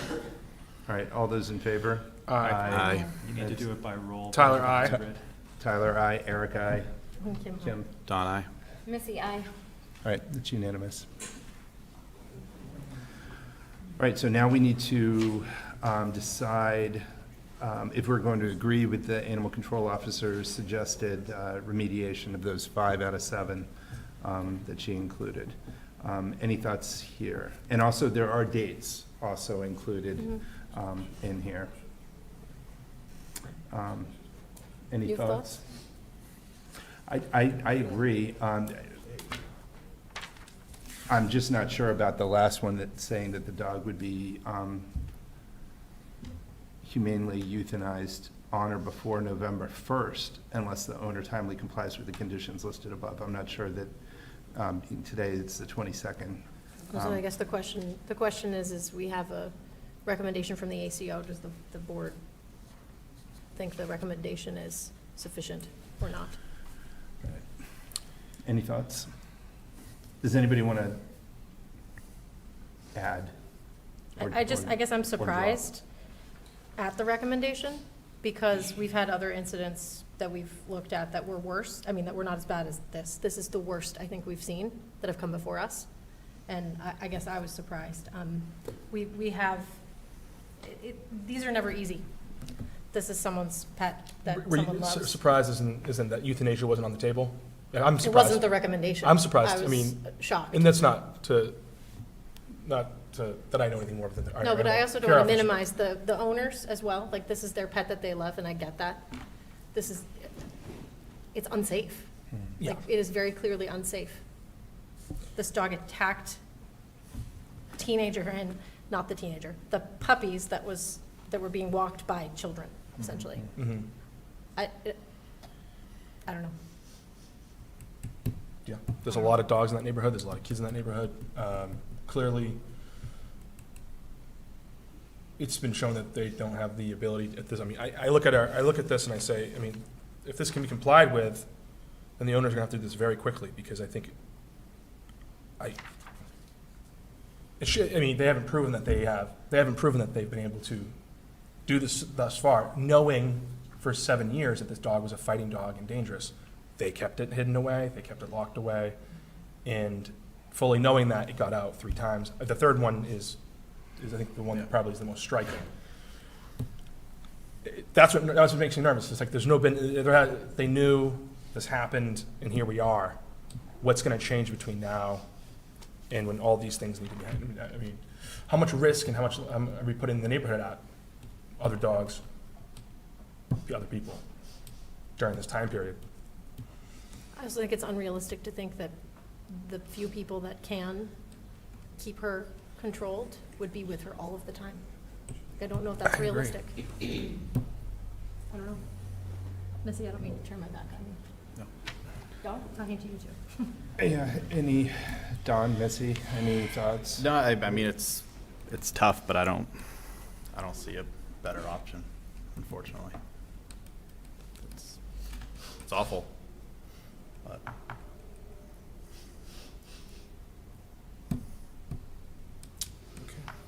Yeah, this is tough. I mean, I have dogs. I've always had dogs, so it's tough, but I also have a son who was attacked by a foster dog. So I know dogs can be dangerous.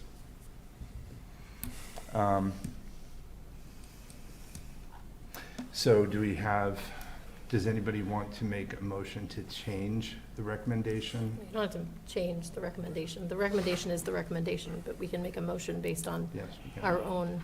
That's correct. If The we- recommendation is not binding on you, and it doesn't Right. have any independent legal significance. No matter what you do, you need to entertain a motion on which of the 7 required findings, one or more of those findings and orders that you will make as a consequence of finding the dog Angel to be a dangerous dog. In these cases of euthanasia, what is the typical motion? You would move that as a result of your finding to be a dangerous dog, you are ordering that the dog Angel be humanely euthanized in accordance with General Laws, Chapter 140, Section 157, I believe C.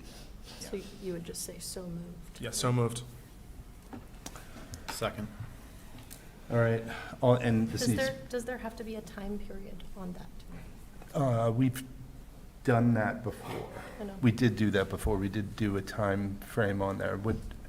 Recommendation. I believe the last time that we had to do this, I think we said it had to be within It's like 10 7 days or days or something. 7 10 days. yeah. What was it? There's a statutory right to appeal contained in the statute, and so I do not Correct. think that you can take any action to enforce until that period has run. Okay. But that during the pendency of that period, you need to wait for that, and then at such times after that, the animal control officer can coordinate to enforce the order in a reasonable fashion. That's fine then. Okay, So it doesn't need to be date certain. okay. So this needs to be a roll call vote. Tyler? Tyler, aye. Eric, aye. Kim, I. Don, aye. Missy, I.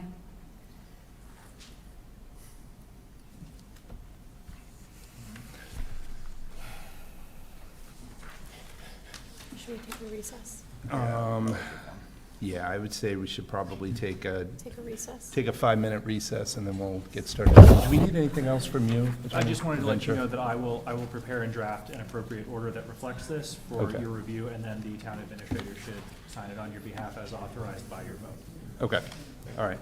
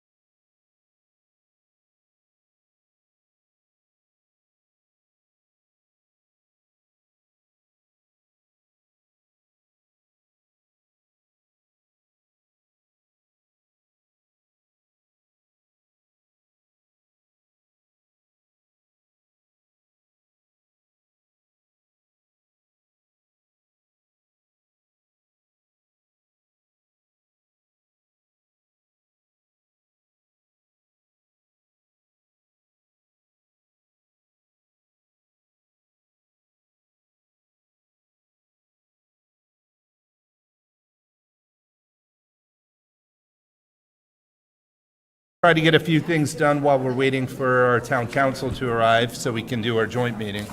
So let me pull back the agenda here. What are we jumping to? Liquor license. One-day liquor license, all right. We have a request for 2 one-day liquor licenses from Michael Snowdale of Stellwagen Beer Company and Sips with Live LLC for an event at the Bog. They're requesting a one-day liquor license for a Breakers Coaches charity event at the Bog, the ice rink, on November 2nd, 2024, from 4 p.m. to 10 p.m.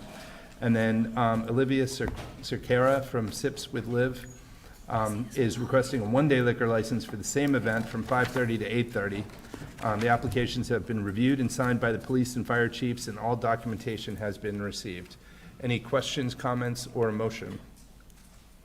I'll make a motion to move that the Board of Selectmen approve the request from the Stellwagen Beer Company for a charity event at the Bog, 188 Summer Street, Kingston, on November 2nd, 2024, from 4 p.m. to 10 p.m.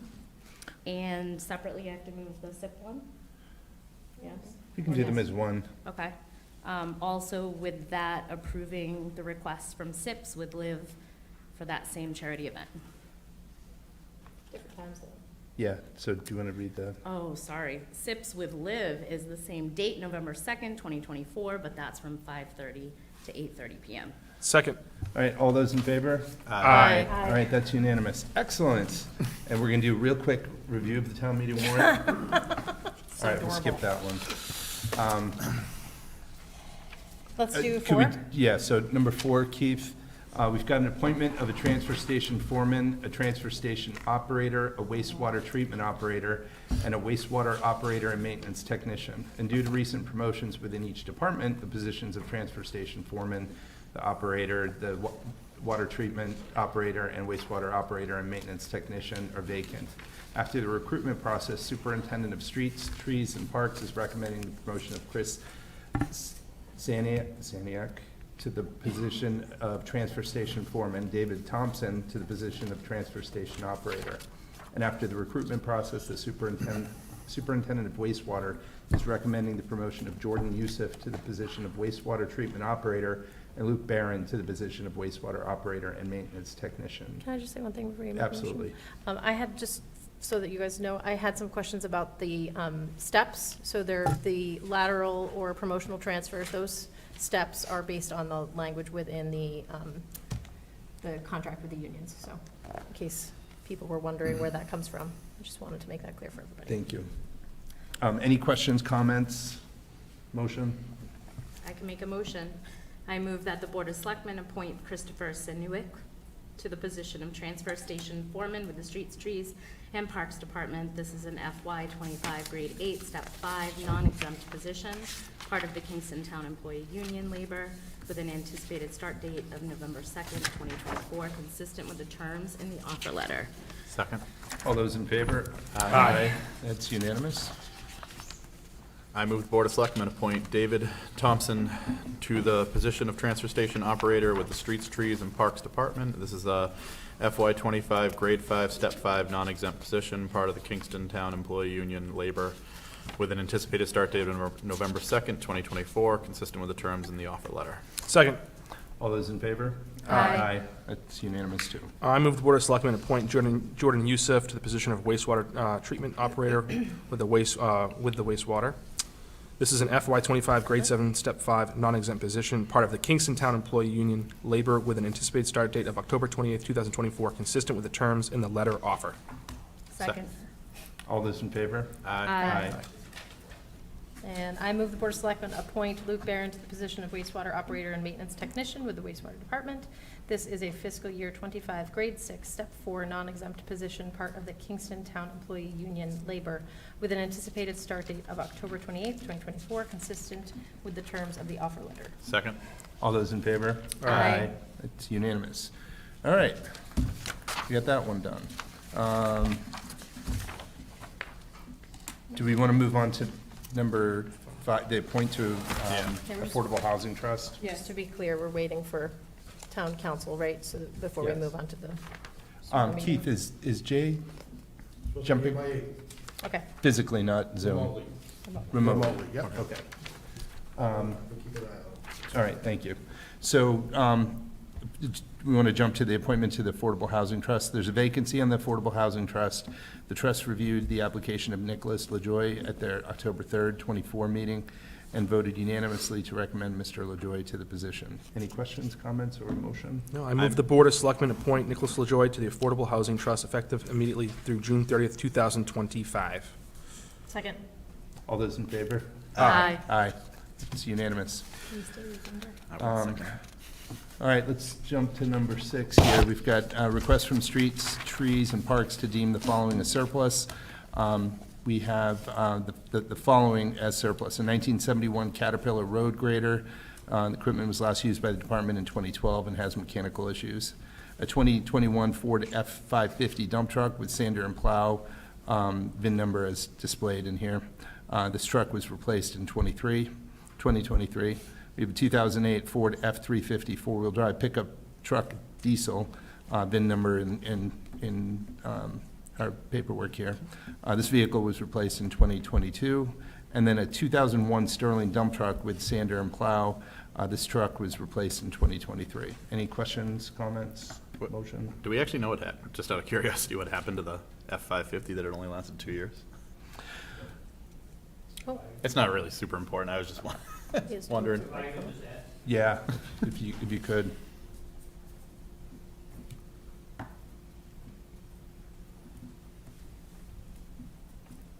Dave Walsh with the wastewater department.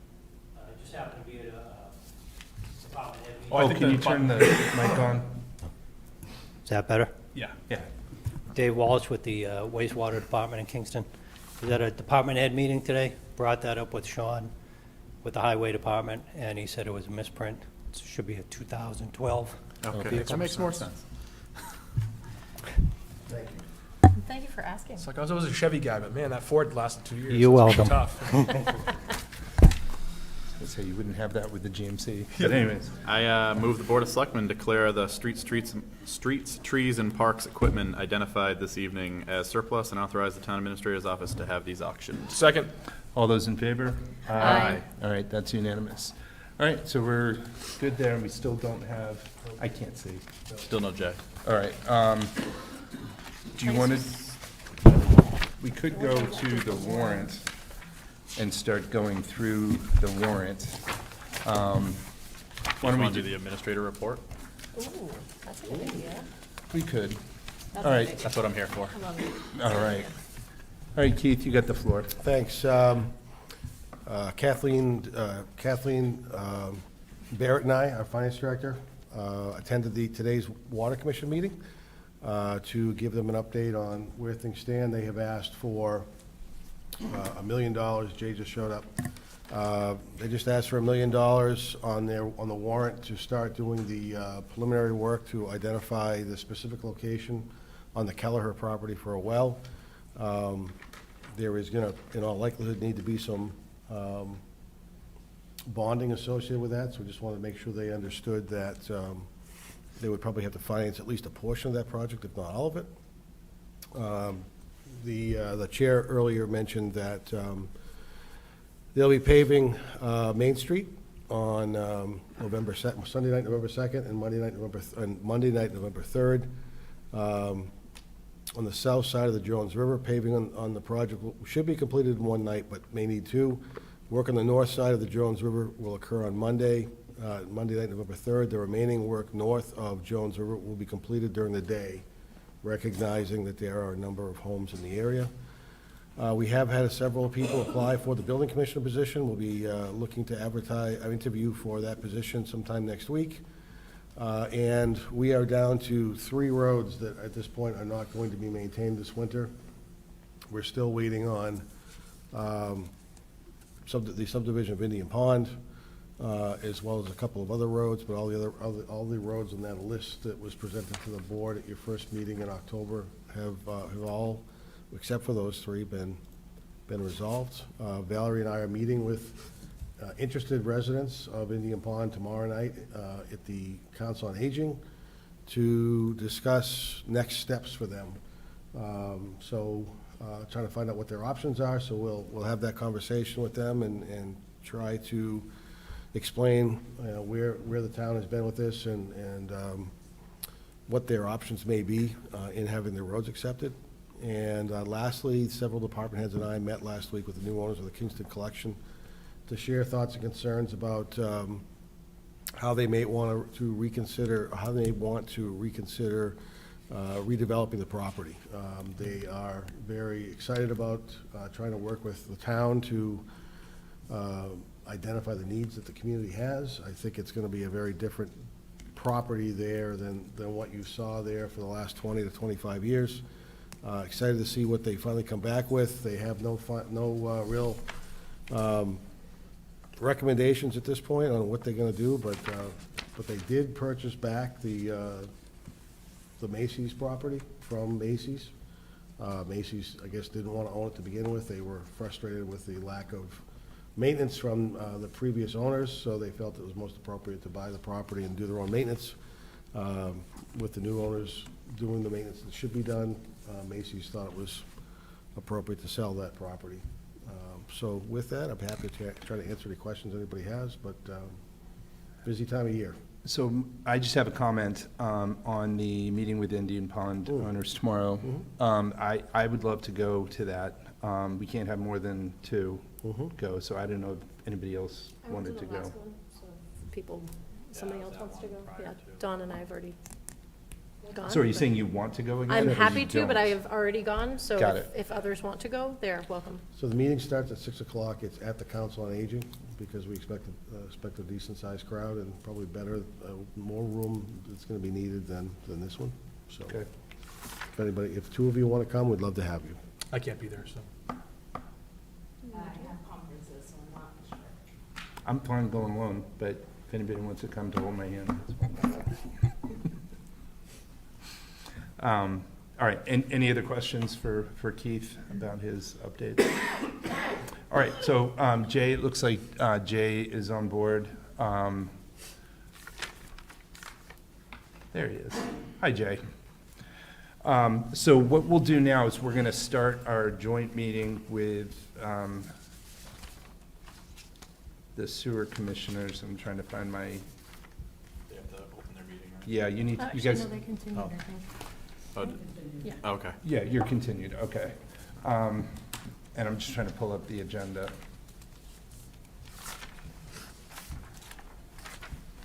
Just had it here a second ago. Yeah, here we go. So we have there's a list of items the Sewer Commission wants to discuss, but there was actually an agenda that you included in your email here. Do you have a copy of that agenda that you sent to Keith? It's in here somewhere. It's in the packet, yeah. Sorry. I just had it, but my 200 pages. Oh, yeah, here it is. Yeah. Just as draft agenda? Yeah. Page. So I see the draft agenda. So you have an update on the status of the wastewater treatment plant facilities, environmental and public health goals. And then we're going to talk about a brief history of the town's build-out planning, the payback agreement, operation and maintenance versus betterments. Then the current accounting position ongoing. We'll discuss the new fees, rates, betterments, outstanding debt, remaining connections, available capacity, target areas, and then priorities for the available remaining capacity. Does that sound legit? All right. Do you want to go up to the mic? Do you have a presentation, or do you just want to start digging into this? Well, you need me here anyways. I'd rather be sitting right in front of you, but. Turn the mic on, Brian. There you go. Do you hear me all right? Sit down there? Yep. Do you want to sit down here? I know. I'm here. Okay, all right. So thank you. My name is Brian Donahoe. I'm a member of the Sewer Commission. With me is Elaine Fiore, who's the chair, and Bill Watson, who's the other member. I appreciate the opportunity to talk to you publicly. I don't think this is going to be our last meeting at all. I'll start with the end of the meeting first. I'm hoping that we have an opportunity to form a kind of collaborative group between the Board of Selectmen, the Sewer Commission, and several other portions of the town and I'll get to that in a second, so we can discuss basically the capital cost issues that we're faced with right now. And we want to come up with a resolution that meets many objectives. It suits the town. It's a complicated issue, and then I've been working with Keith. Our commission's been working with Keith and others over the last several months, actually, kind of digging into things, working with the former accountant and the new accountant, who I'm really glad is with us. She's been excellent with helping us find things. As you know, I've only been back associated with this project since you appointed me last July. Got reelected, or elected, I guess reelected after 25 years. And so we're at the end of a program that was started in the 1990s. And I want to stress that the reason for the sewage treatment plant are two main things. One is the public health, solving the public health, serious public health problem that existed in the Nook, Adena, along Route 3A, and solving a significant environmental problem that also existed. And the result of what we've done so far is Grays Beach is mainly open. Shellfish beds are open. We have commercial shellfish beds being used. The water quality of the town has improved in the lower Jones River particularly. But we're not done. There's still the phase 2, as it's called now, the tanks 3 and 4, which were always planned, are now done. They were turned over to us in November of last year, just a year ago, and our staff, Dave Walsh and his crew, has been kind of working with that, getting it to the point where we feel comfortable taking additional capacity, and we're at that point now. So the capacity to us is revenue. That's our bread and butter. That keeps the operation of the plant funded. The capital cost part is funded by betterments in large part, and those were established for the first phases back in 1999. And anyone who was bettered, accepted to be part of the sewer, or demanded to be part of the sewer, I should say, a lot of people had to get hooked up, have been paying those betterments. So that's kind of the history of what we've been doing.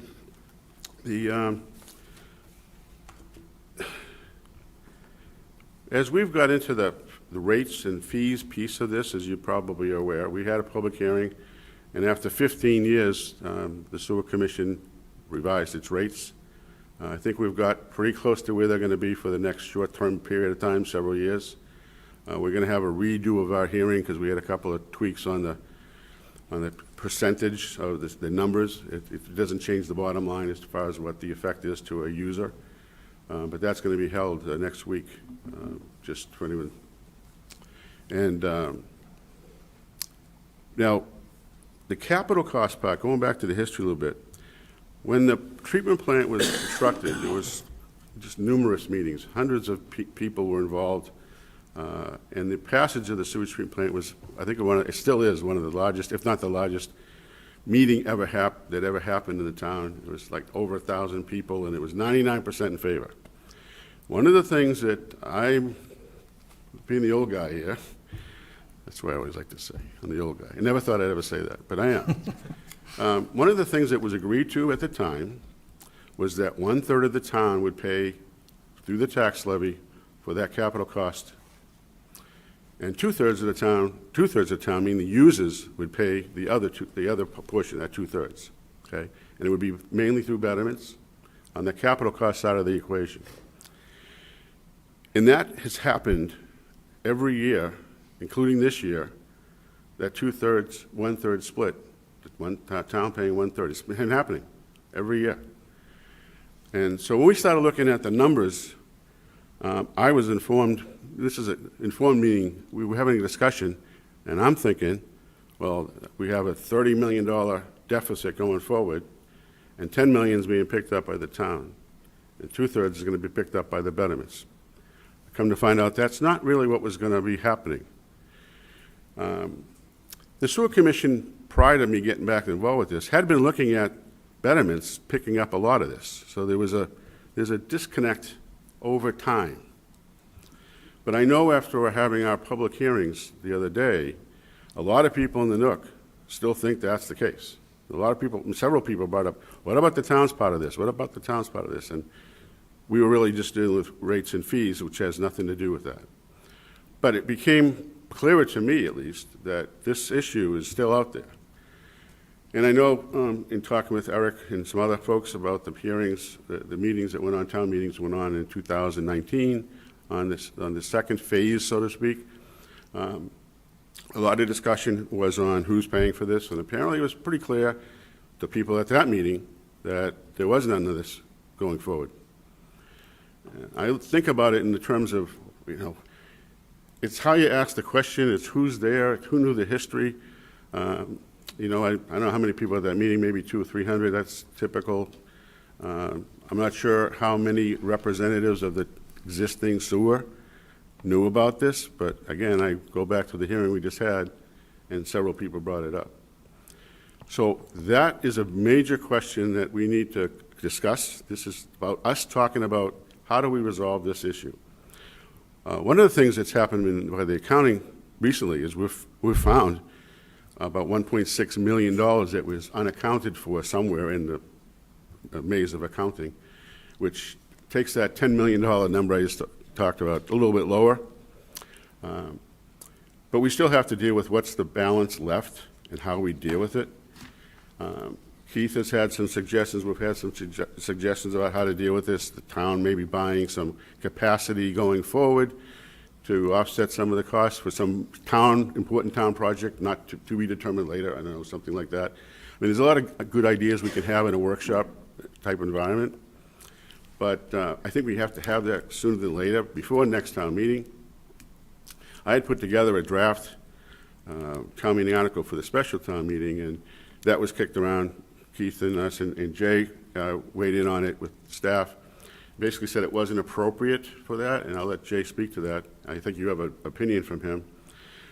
But again, I go back to that has been happening for 25 years. That payment of 1/3 has been happening.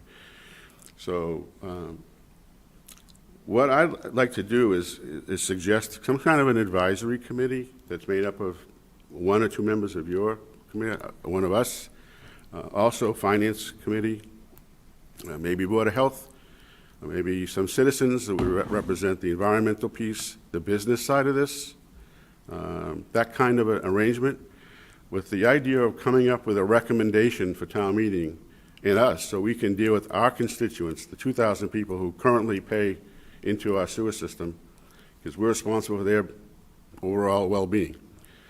And that's kind of where I want to get to, is how do we approach that, come up with some discussions. I have lots of information. I tell everyone, I have too much in my head. I don't want to keep spouting off. I think, is it okay for me to ask a couple questions Sure. now? So I think there definitely is a disconnect, but we're going to have a really hard time if we, and as you know, because this has all come up over the last week, people were told in 2019 that the town isn't paying anything for this, that it was going to be 100% on the users, and you guys were, you got a bunch of grants that were going to start the design process, but you wouldn't take out the loans or break ground until you had the firm financial commitments for 2 tanks, if you're going to do 2 tanks. If you didn't get the firm commitments for the 2 tanks, you would just do 1. If you didn't have enough for 1, you wouldn't start.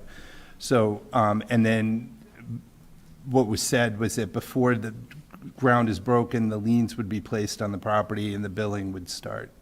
So I guess what I'm trying to figure out is how much, I don't know, you guys can give me the numbers for the flow, but how much flow is available for the 2 tanks? How much is actually, have we sold, basically? What's open capacity that we need to sell, I guess, for betterment? So if it's, have we sold 1 tank, 1.5, half a tank, quarter tank? I don't know if you look at it that way, but that's just what I'm trying to figure out. Like, how much are we short?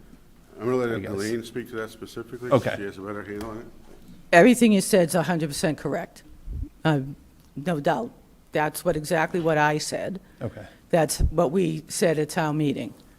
What has happened since then is, at the time that town meeting happened, economic development was moving forward in town. We had commitments for both new tanks. We started construction. As the projects were being permitted, we were getting capacity, we were getting flow, and we were getting our money. We were getting the revenue we expected. What happened in the interim of all of that was economic development wasn't embraced by the town. Nobody wanted growth in town. So those projects that we have 3 tanks filled, 3 out of 4 tanks filled. So that 4th tank never made it because we didn't have a product to sell anymore. Economic development was not supported. The water department's well request wasn't supported. Therefore, projects weren't going to be permitted. That's what happened. That's why we're in the situation we're in. That's why we had to raise the rates. What the plan at the time was is to get the 4 tanks up, operational, running, everything else, then we'll visit the rates, because now we know exactly what our operational costs are and everything else. Well, we didn't have the plan didn't work. So we're in the situation we're in right now. We have a tank of approximately, at 80%, 150,000 gallons per day of flow to sell. We're in a dilemma. Until the water department's well is built, we're stagnant. There are some opportunities that on the existing sewer line that may be able to be developed without the necessity of additional water for their projects. That's all got to be worked through. But right now, we do have a shortfall. So you said it's about one tank? Yeah, 1 tank. So sold half of the capacity? Yes, because those projects were already in the permitting stage. We built. We Right, started I got building. it. They were in the permitting stage. Another opportunity that we lost when we were doing the leaching fields, that all this has been planned, like Brian said, during his time, and we started it in 2017 by putting out a survey to every single sewer customer. If we had more capacity at the plant, what would you buy? That's what started this whole project. It wasn't the sewer commissioners saying, it was people wanting capacity we didn't have. So we went through the Mass Works grants, got ourselves $4.5 million. The water department got $1.5 million. We also looked at Federal Economic Development Grant, EDA. We worked with the office out of Philadelphia. We had secured a $2.5 million grant, which we know doesn't cost us anything, upwards to $10 million for the leaching fields. But economic development and growth was not supported in town. So we couldn't apply. I shouldn't say, we were no longer eligible for the economic development grant.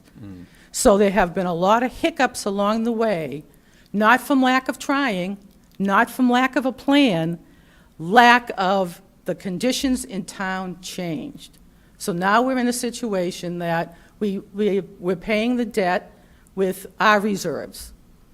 Brian got on board, well more knowledgeable than anybody in wastewater, and said, hey, what about? I know about the 1/3, 2/3, but he had more of the history of it continuing. So that's why it's a conversation. Nobody's here going to turn the plug tomorrow and assess everybody anything. And that's where Brian's idea of having a group, a task force. And I just want to also say, take the opportunity now, because, again, we're back at Facebook again. And, so whoever is a topic. Cushman Drive. Can I help you with Cushman Drive? That's the 40B. It's a 40B. Anybody familiar with 40B knows the rules and regulations that you want imposed aren't necessarily going to happen. Their plan that we commented on, that our wastewater superintendent commented on, has a 35,000 gallon per day private wastewater treatment plant in the neighborhood. in the neighborhood. We thought, well, if they want to connect to sewer, that would save the blight of a wastewater treatment plant in someone's backyard. But if that doesn't work out, it doesn't work out. We thought we were taking the initiative to assist the neighborhood. But So I think- everything's conversations. I think one of the questions was, and someone alluded to it earlier, that you all were out looking for a 40B to bring it in to take sewage. What you were doing, correct me if I'm wrong, is you were reviewing an application for a 40B, looking at what it is that they had proposed for their own treatment plant, and then trying to figure out what you could do with it in terms of getting them on sewer. Exactly. It wasn't the town going out recruiting a 40B project. Exactly, and to Because add I think there's a misconception too with a lot of people think, because I've heard people say it, they're like, oh, the town is just developing all this land. The town isn't doing anything. The town doesn't own land. And there are people who think that we are actually selling land to developers to encourage development. And we haven't, to my knowledge, I don't think we've done that. But that's not how it works. Right, and if I can just add to that, there's a process in the town that's been here for decades. Any project that comes before the town, depending on the size of it, is reviewed by police, fire. It's called a round table. All the departments, conservation, everybody weighs in on it. There's a comment period that you have to say, it doesn't involve me, whatever, these are my concerns. And that's what we were doing, was commenting on an established process that's been in place for decades. The suggestion was made, we have capacity. If they want to sit and talk to us, then let's have a conversation, just like tonight. It's a conversation. Right. It's a conversation. If the neighborhood wants a private wastewater treatment plant, that's a conversation too. So I hope that gives some history of how we got here. And before I open up to other questions, I just have one more, and this is probably I am not a finance guy, so correct me if I'm wrong. So you've already sold one of the new tanks, Yes. basically. So you have the betterments. So the betterments, the payments for those betterments are coming in, and we'll be paying the debt service when we're paying for those two tanks, correct? Correct, a portion So of it. it's basically half of it that we thought we would have betterments for, that we don't. So that's the missing money. So whatever the debt payment is annually, half of that is what we're short. 2 tanks and the leaching field, right? The leaching fields, I did say at town meeting, when someone asked the question, are the current users going to pay for that? And I said, more than likely, probably, and without any growth, that is probably what's going to happen, because we have no other revenue source. Right. But right now, we're talking about the debt Yeah. specifically for the plant expansion. Right. So yes, half of it's about 400,000. Okay. Yeah, So that's the number we're looking at. we're trying to get to. Yeah, I got it. Okay. Before we move on, any other questions about what we've talked about so far? We're not done yet. I mean, Say I think, no. probably. Yeah, I mean, Elaine, anything else to say? No, I mean, that's the history, that's the Yep. truth. I said what I said, and Brian has the knowledge he has, and hopefully everybody can collaboratively sit down and have a healthy discussion, and however it turns out, it turns out. So I think one of the things, Elaine, one of the things I think is challenging in this moment is before the funding was approved at town meeting and before anything was built, there were potential commitments on Yes. those tanks. And now we have filled one, but the commitments for the second tank sounds like they've kind of fallen. We don't away. have a product to sell, we'd get sued. We can't take money from people when we can't give them a product. Sorry, when you say you don't have a product to sell, that's because of the limitation on water? Right now, I'm just trying to the town understand. didn't embrace growth. Okay. And when a town doesn't embrace growth, developers go away. Okay. They go to a town where it's easier to build, easier to get projects permitted, quicker to get projects permitted. So part of it is definitely because of the water, which is going to be a couple of years out anyway, just for permitting to get a well, never mind to build it. And then you've got, they couldn't get permitted. So, And I know you're not a water commissioner, but couldn't developers put wells in some locations, depending on the size of the development. But then you're asking a developer to spend more money on a project that, More of a clarifying question. They could. I'm Probably. sure there's some areas they could. Okay, and then one of the other things that was brought up in those discussions was if we have commitments for one tank, we'll build one tank. If we have commitments for 2 tanks, we'll build 2 tanks. But we're not going to move forward if we don't have the commitments. Agreed. And what happened was the difference in cost to mobilize a project of, this is actually a $19 million project. We got grants, so it's about $15 million after our grants. To mobilize a project like that is massive. We were able to get the 4th tank built for $50,000 more a year in debt. Yeah. It would Economy have scale. not been fiscally No, understood. responsible No, I understood. for the commissioners not to do that for $50,000 more a year, even if it was a tank for redundancy. So that's how that all played out when we got the bids, because it was after town meeting that we got the bids. And we said we bid it with 3 tanks, and we bid it with 4 tanks. And for $50,000 or more, like I said, in debt, the commissioners voted to support the 4th tank. Because had we had the commitments, that could have easily been paid for, and we could have even used our surplus revenue from septage to pay that. So that wasn't an issue. The issue is stoppage. So if we had only built one, it sounds like if we'd only built 1 tank, which we're at capacity for, we really wouldn't have been able to afford it, because if it was only $50,000 more to build it, you needed that extra capacity in that 4th tank to even pay for that. It sounds like that 1 tank wasn't that. We're not getting that much in terms of betterment revenue from the, That's what Well, I when mean. So you- if we had only moved forward with 1 tank, if it's at capacity, and Yeah. we're having this Right. discussion about the finances behind it, sounds like that would have been a problem I think financially as well. Brian's going to address that. Let me fill in a little bit more of the calculus here. Yeah. As I said earlier, we're not done. If you look at the plan we originally did, there's 4 areas that still have to be sewered. There were priorities, but were less of a priority at the time. One of them is down by the town line, actually, of Plymouth, that whole area. Up along the hill, they were going to be on the sewer. We put the sewer line up on Crescent Street. There was a brand-new development, it was condos. They didn't want to do it, they put septic systems in. But we're now starting to see issues from the brook that goes through there onto Gray's Beach. It's closed a couple of times this year. We got to figure out where that is, and so the Board of Health will be one of the other groups on the committee I'm talking about. We put a pump station out on Route 106 at the end of South Street, because 20 years ago, we knew that was the most important well we had. Trackle Pond didn't exist. That was where all our water was coming from. Winthrop was offline because of Exxon. We said, this area up here, surrounding that well field, is so important, and it still is very important. For the first time, we're starting to see nitrogen in those wells. The nitrogen comes from wastewater. So that planning of 20 years ago, 25 years ago, that area is a priority, which we need to talk about with the Water Commission.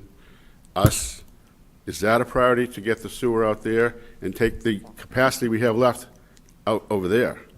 When you say over there, Up all around South Street, the Conifer Green, that whole area there is contributing to the water that comes out of that well. So there's priorities that we need to talk about, which ones are more important. That's a water supply issue. I'm sure that's top of the list. We have Gray's Beach, that's on the top of the list. We've talked about Town and Country. That's off our list. We've given them, they've given us, and we've had a mutual understanding that if you want to get in and we have capacity, good. What we're talking about is that tank that we have left is quickly getting full. But we got to figure out where is that coming from sooner than later. I don't want to be here 10 years from now trying to figure out the answer to this question. did we end up selling some to Duxbury? Was that brought up at a meeting? Never. No. Was that brought up before, or no? I will tell you that when we started talking about this $10 million, Yeah. and I have the commitment of 2 things.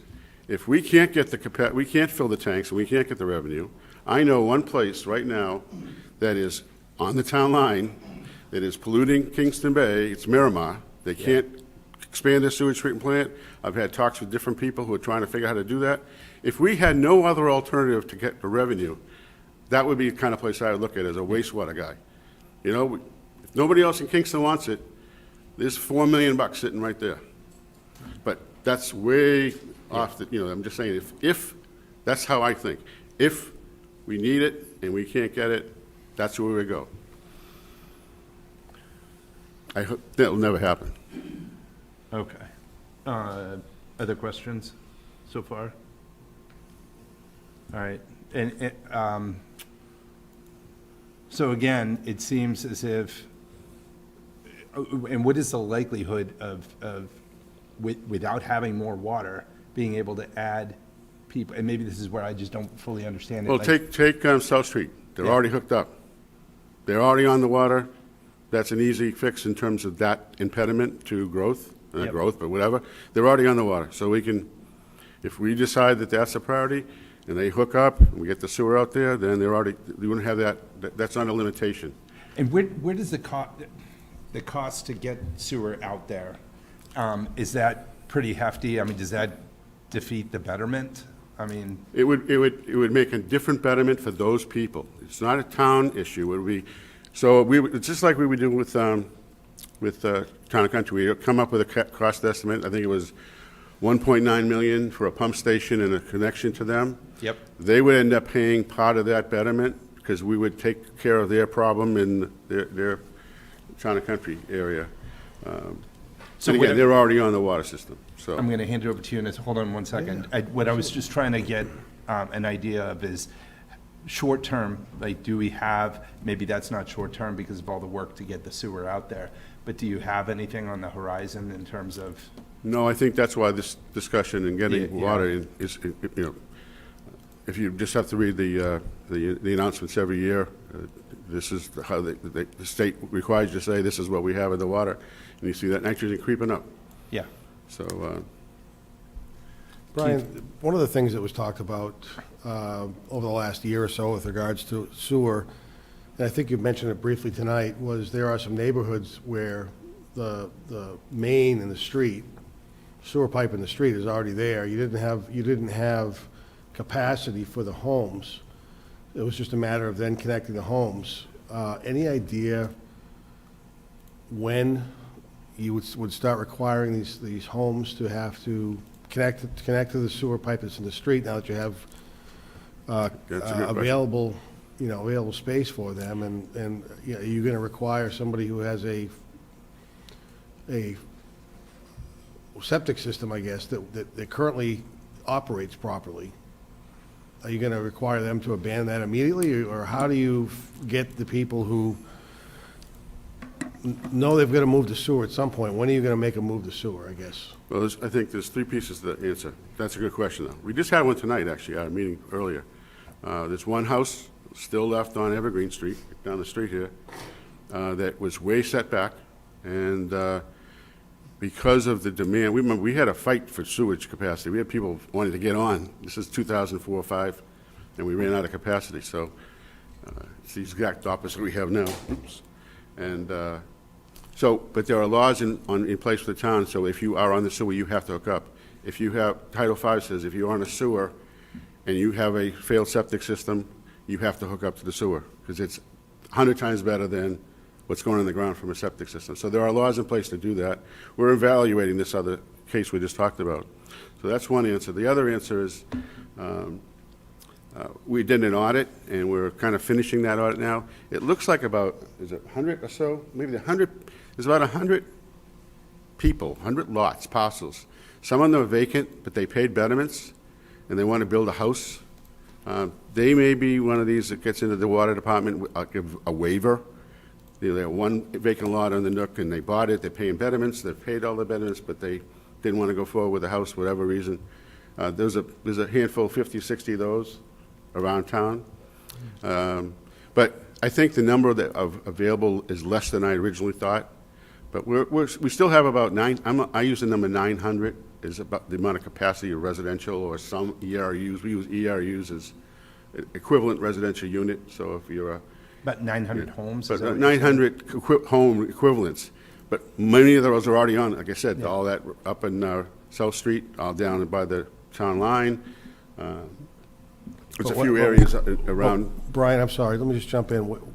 But when do you, so you've got people on South Street that have a pipe going down South Street, correct? No, it's, the pump station stops. All right. And then South Street. So you gotta my question was, my understanding was that there were roads that had sewer mains in them that the residents of those, had frontage on those roads, could not connect because there was no sewer capacity to do so. Is that, am I wrong? They're up, that's what I was trying to say. There's about 60, maybe 90. So when do we start having those, how do you see those connections occurring? That's again part of what we've been doing right now, is to come up with that list. Now that we have the capacity, we're going through an audit to find out exactly and send them a note. Yeah. So, for the board here, for the select board, Brian is suggesting that we establish a near-term working group or advisory committee to kind of go through some of these issues. And it certainly sounds like economic development, but we also obviously need the water department and we need water capacity. And there's issues around that as well. You know, there is water. It's just whether the state's going to let us pump it or not. Is there any, I think it's a good idea. I think if we could get two, I don't know what the rest of the board thinks, but I think it would certainly be a good idea to kind of get something going sooner rather than later. Brian, I think just for my clarification, so the goals for this task force would be to come up with some type of, or maybe multiple plans moving forward to Springtown meeting? Is that kind of the goal? I think the goal would be to have a good, frank discussion about the situation, and then based on that, come up with several options, whatever those might be, thinking ahead, putting our brains together, kind of prioritizing what those are, so we can come back to you guys, us together like this, before town meeting, and if town meeting's required to do something, we have it ready before town meeting, and if we can do it without town meeting, great. But just have an answer it's crucial that we get our financing clear and that there's no misunderstanding, that people know how we got here, why we got here, and the whole goal is to fix the environment and public health issues. So I think one of the things that we have to remind ourselves and everybody else, there's a lot of people against development, and I totally get it. I understand it. There's lots of good reasons why we don't want development, but in the end, you know, it's just like our country. Our country needs growth. If we don't have growth, and you know, people, believe it or not, just the population growing, businesses growing, GDP growing, it's the same thing here in this town. If we don't have growth, costs aren't going down, they're going up, so they're borne by the existing residents. You know, when you have some growth, and commercial growth is great because it usually doesn't hit our tax base, you know, services as much. But I know people don't want a huge apartment building, a 40B complex, I get it. But we just have to remember when we're saying no to that, what you're saying yes to is increased taxes on everybody else. So it's damned if you do, damned if you don't. There's no good option here. It's going to be one or the other. But it's making an educated choice. It So is. knowing that Right. if you choose not to support growth, you are footing the bill for any services the town provides. So as long Correct. as people are making an educated decision in that. Right. So I So think be that's it. on us. I mean, we do this a lot in town meetings. I hear a lot of people saying this, hey, if you say no to this, just understand taxes are going up. Mhm. You know, and that's what happens. I mean, we had some good growth there for a while. Not a lot. I mean, it wasn't high growth, but And we had there's- some. There's certain things that just scare people too. I mean, you look at Plymouth. Plymouth has a lot of growth and their taxes haven't gone down. Right. They're ruining their town, their taxes haven't gone down. Right. Actually, their taxes are going up and they're still just keep going. So I think people look at the neighbors sometimes and go, but then you look at the other side and you look at Duxbury, there's just. But betterments create a betterment for the people who own the whatever parcel, who are in business. It also increases their tax revenue for the town, just by doing that. Because now, I mean, the Nook, we looked at the Nook, the people couldn't sell the houses in 2000, and now they're worth $1 million. So you went from a little bit of tax money to a lot in like a year. Yeah. And that's consistent with sewer. It's a betterment for a reason. It really does generate tax revenue. Well, you don't have to do anything. If the house is there, make the connection or whatever. Can I ask a quick question? The audit, is there a time frame when you think that audit will be finished? I think well, I guess I said Kathleen has been really helpful. I think over the next several weeks, we'll be Okay. getting into this more. She's really dug into it, and it's great news to us. And with Jean, our administrative assistant, who comes from a financing background, she's been really helpful in that, too. So I think we have several parallel paths that are going on, but it's not a long time, I don't think. Okay. So we'll know what the actual deficit is, a better handle on it. It's not 10 million anymore. It's something less. So I don't think we need to take action tonight. If we feel like we do, that's fine, but I would suggest maybe just not taking any action, but I think we should think about creating a working group or advisory committee in the next month or so.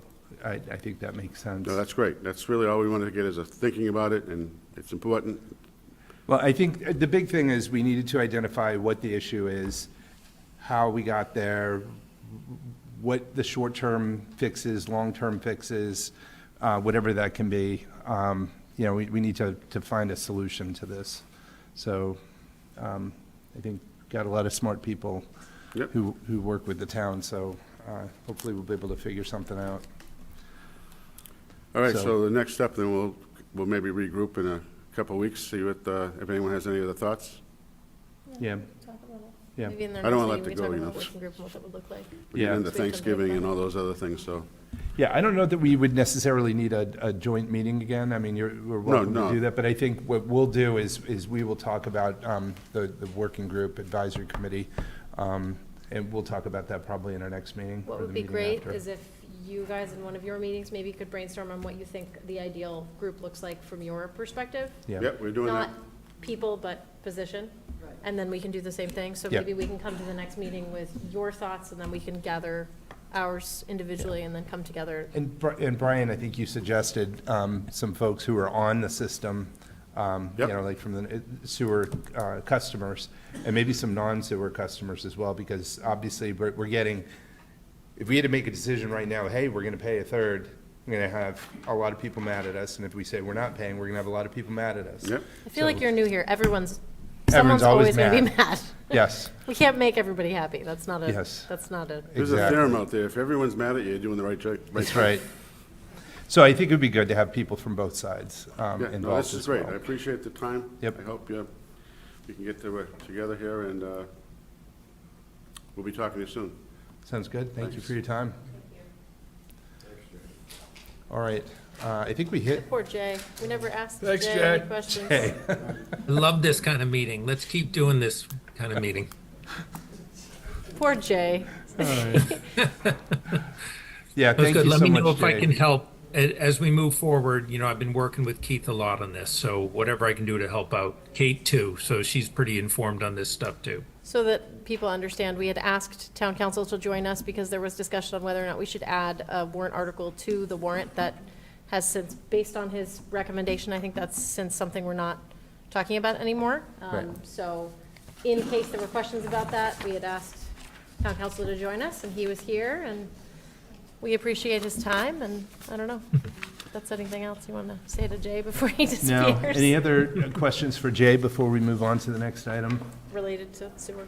related to sewer? All right, I guess not. Thank you, Jay. Thank you so much. Thank you. Talk to you. All right, so now we're going to go to our fun item here, reviewing the special town meeting warrant. We're going to vote on articles and then approve for the clerk to post the warrant. So I think what we've done each time we've had this come up, we just go through them one at a time and we'll take a vote. And if we need additional information, we can ask. So let's, and of course, we're going to start with the MBTA zoning Yep, district. start with the easy one. Are we gonna also discuss? Who's bringing in gonna breakfast? I think present? we need to, yes, we'll do that, but we, I think this I is said, what we who's need to bringing talk in about. breakfast? Some late night pizza? What was the question, Don? I was just saying, are we also gonna set who's gonna read them if they're, yeah, okay. Yes, if there is select. Yeah, we can do that. Okay, so the first item here, establish an MBTA zoning district. So Tyler's a member of the task force. Does he want Yeah. to talk about it? Yeah. Yeah, I think I think I'll just cut right into it. So, so Valerie's done an incredible job, our town planner, on figuring out what with a town mandate, with a state mandate like this, an unfounded mandate that is absolutely unfair and ridiculous, our town planner is taking what they've done and worked magic with it, and done a really fantastic job in trying to figure out how to make this work for our town. It meets the state requirements. In our handout, I mean, it's saying, it just doesn't have it has no negative effect on business. It's set away from other residential properties. So basically, in the task force, we looked at where this could be, and we relied heavily on our town planner to kind of give us the overlay. And so, as you can see on the screen, that's where we have it. I think the debate that's going to come down on the town floor and in everybody's minds is going to be, I think that and this is not an exaggeration, I think we probably, out of the entire Commonwealth, at least the South Shore, probably have the best situation out of any other town as far as being able to adopt this zoning and this mandate.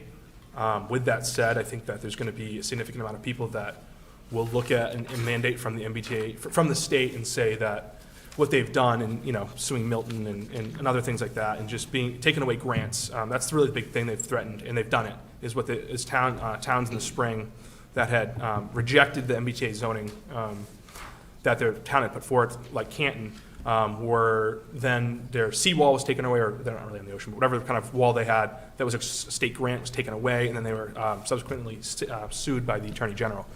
So it's blackmail and it's terrible, and nobody likes it, and I'm not gonna mince words about it. It is what it is. We do have the best situation in the entire state.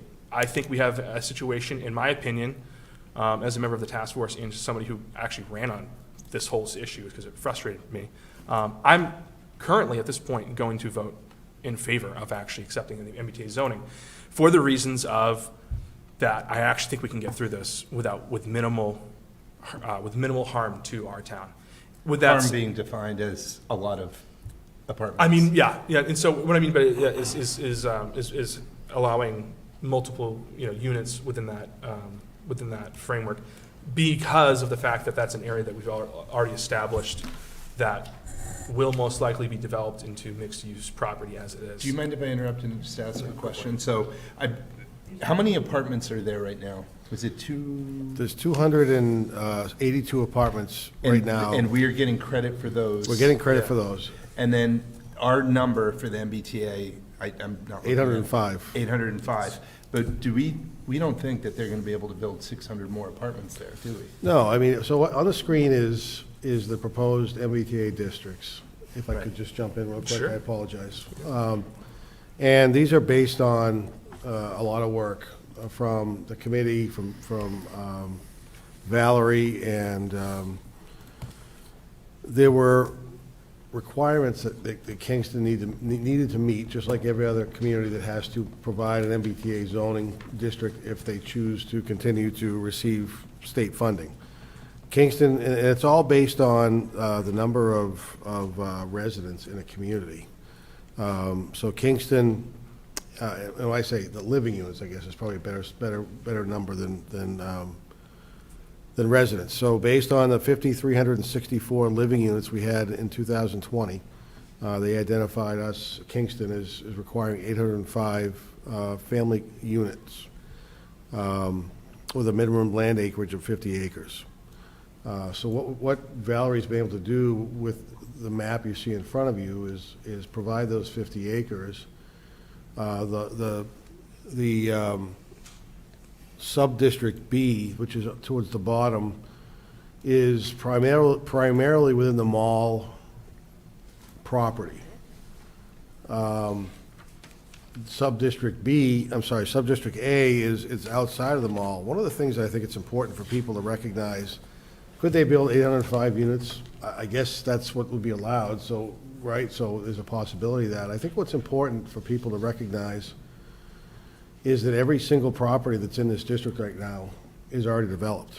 So we have to provide the acreage for the number of units we need. We don't need to provide available land, we need to provide land. I'm not suggesting, as Tyler, I don't think is, trying to sway anybody on whether or not this makes sense to the town of Kingston. I don't think anybody likes the fact that the state of Massachusetts has identified a need and is using boilerplate zoning language to mandate to several communities what they have to include in their zoning. That being said, I think it's, we've met just over a quarter of our requirement now with the existing mall, apartments at the mall, excuse me. There may be additional units at that mall site that may come forward in the future, don't know that for sure. And again, I don't think there's gonna be a significant number of apartments that'll be coming forward in Kingston anytime in the near future, because the properties are already developed. So what does that mean for a property owner? A property owner like the car dealerships, a property owner like the mall, for example, they're going to have to no longer utilize that property in the same way that they're utilizing it now. So we're trying to make as positive a thing as we can out of a really lousy situation.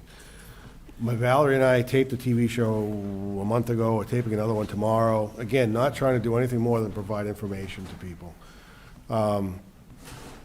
If there were to be 805 units, that certainly would impact town services and things of that nature. What's also important for people to realize, to date, Kingston's received $8.25 million in revenues that we will no longer be eligible to receive. Can I ask about that? Do you know the years for those? I do. It said recent years, and I wasn't sure when exactly that was. So there was $6 million in $6 million in water and sewer for to assist with the Amazon development, the elevated routes development, so that had to have been in 2019-20. The apartments, about the same time frame. Okay. We had $400,000 for the Winthrop Street property that the town purchased to avoid some development up there. And then $195,000 for a watershed preserve annex on Grove Street. We weren't able to use this $1.6 million, but the town received $1.6 million to acquire another piece of property for conservation use to improve the water quality from the Jones River. We've talked briefly tonight about the water department. In today's dollars, the well will cost about $5 million to construct. There's also, at some point in the future, a need for an additional water tank, which in today's dollars is about $4.5 million. I can't guarantee, I don't think anybody can guarantee that we're going to get state money to offset the cost of those, but the reason those are being built dovetail almost perfectly into the MassWorks grants criteria. And again, some of the road projects we'd like to see on some of the identified properties that we've worked on, some of those would be eligible as well. So, all we're trying to do as a staff, I think, for the board and for the public, is to provide facts. Everybody's going to have a different opinion and a different threshold. We understand that, and whatever decision is made, we'll live with that and work within the parameters. But understand that it will mean a significant decrease in our funding opportunities through grants for a lot of different projects that would be eligible. I just want to add, I watched a recent hearing in Halifax, and Kathy Lenatra did say that she's introducing legislation in January to repeal this law. There's no evidence of that, by the way. And I know, I'm just saying that she said it. The house, the dog's out of the horse is out of the barn. Yeah. I respect what she's trying to do, and I'm not trying to minimize that. I don't know what do you do for the dozens and dozens of communities that have already adopted it? Because they are doing the same thing we're dealing with, struggling with, do we really want to adopt this? Is it really worth accepting something like this for the. There's a lot of opportunity for communities that haven't accepted it. Oh, yeah, no question. Well, and they're not, so even if they voted it down, they're not considered technically, according to the state, in non-compliance until their deadline is reached. Right. But I just want to make some points that I think are really important for this board to consider before you vote on this. One, the law is about 3 paragraphs. Pretty short, pretty straightforward. Gives bureaucratic state agencies authority to create guidelines, open-ended, nondescript guidelines. They have created a 22-page document that they've edited multiple times that makes these hoops that our wonderful planner has done, and task force, they've done a great job setting Kingston up with what I think could be the best, as you mentioned, could be the best bylaw change that I've seen from any community in the state. However, so if town meeting approves it, fine, we're in a good position. I still think the state will continue to take control as long as you let them. So if we say yes to this, that they will continue to change the guidelines, just like they did with the marijuana law. These communities in this state approved the cannabis law, a lot of them, because they could assess this fee that now they can no longer do. So they're going to keep moving the goal line. They're going to keep changing it. So I appreciate we're set up for success for now until they change it again, and Right. we're required to build, or we're required to, I don't know, maybe expand the sewer even more. I don't know, but I'm an absolute no on MBTA, not because I don't appreciate all the work the staff has done. You guys have done a tremendous job, and I honestly, I couldn't say enough positive things about the time and effort you've put in, and I think this is amazing. It's still a no for me. Yeah, I think I'm sorry, I think at the end of the day, it's we've had, the MBTA has been a big discussions for years, so everybody knows. At this point, it's about weighing, which bad situation do you want to, do you anticipate being in? And for me, I anticipate us losing a lot of grant funding and potentially going down that road. And at this point, with the rules and the regs on the table, which I totally agree with you, the state has been changing things and doing things to municipalities over the past few years has been horrible. So I don't expect that to change anytime soon. So it all comes down to is which bet are you taking? And Well, that's it's going to cost us a hell of a lot more than $8 million. Yeah, well, we'll see. So- So I'm just saying that. We will see. Okay. We will. Cool. I'm just saying, it comes down to 2 bets. You have 2 things on the table. It's like grants and whatever else they can do, because that's the other thing. You're talking about they can change the rules on this. They can change the rules on penalties as well. Sure. And they've already done that. So it's like, are we going to say no to this and then risk grants and possibly more penalties? Or are we going to say yes to this and risk that they could put, anything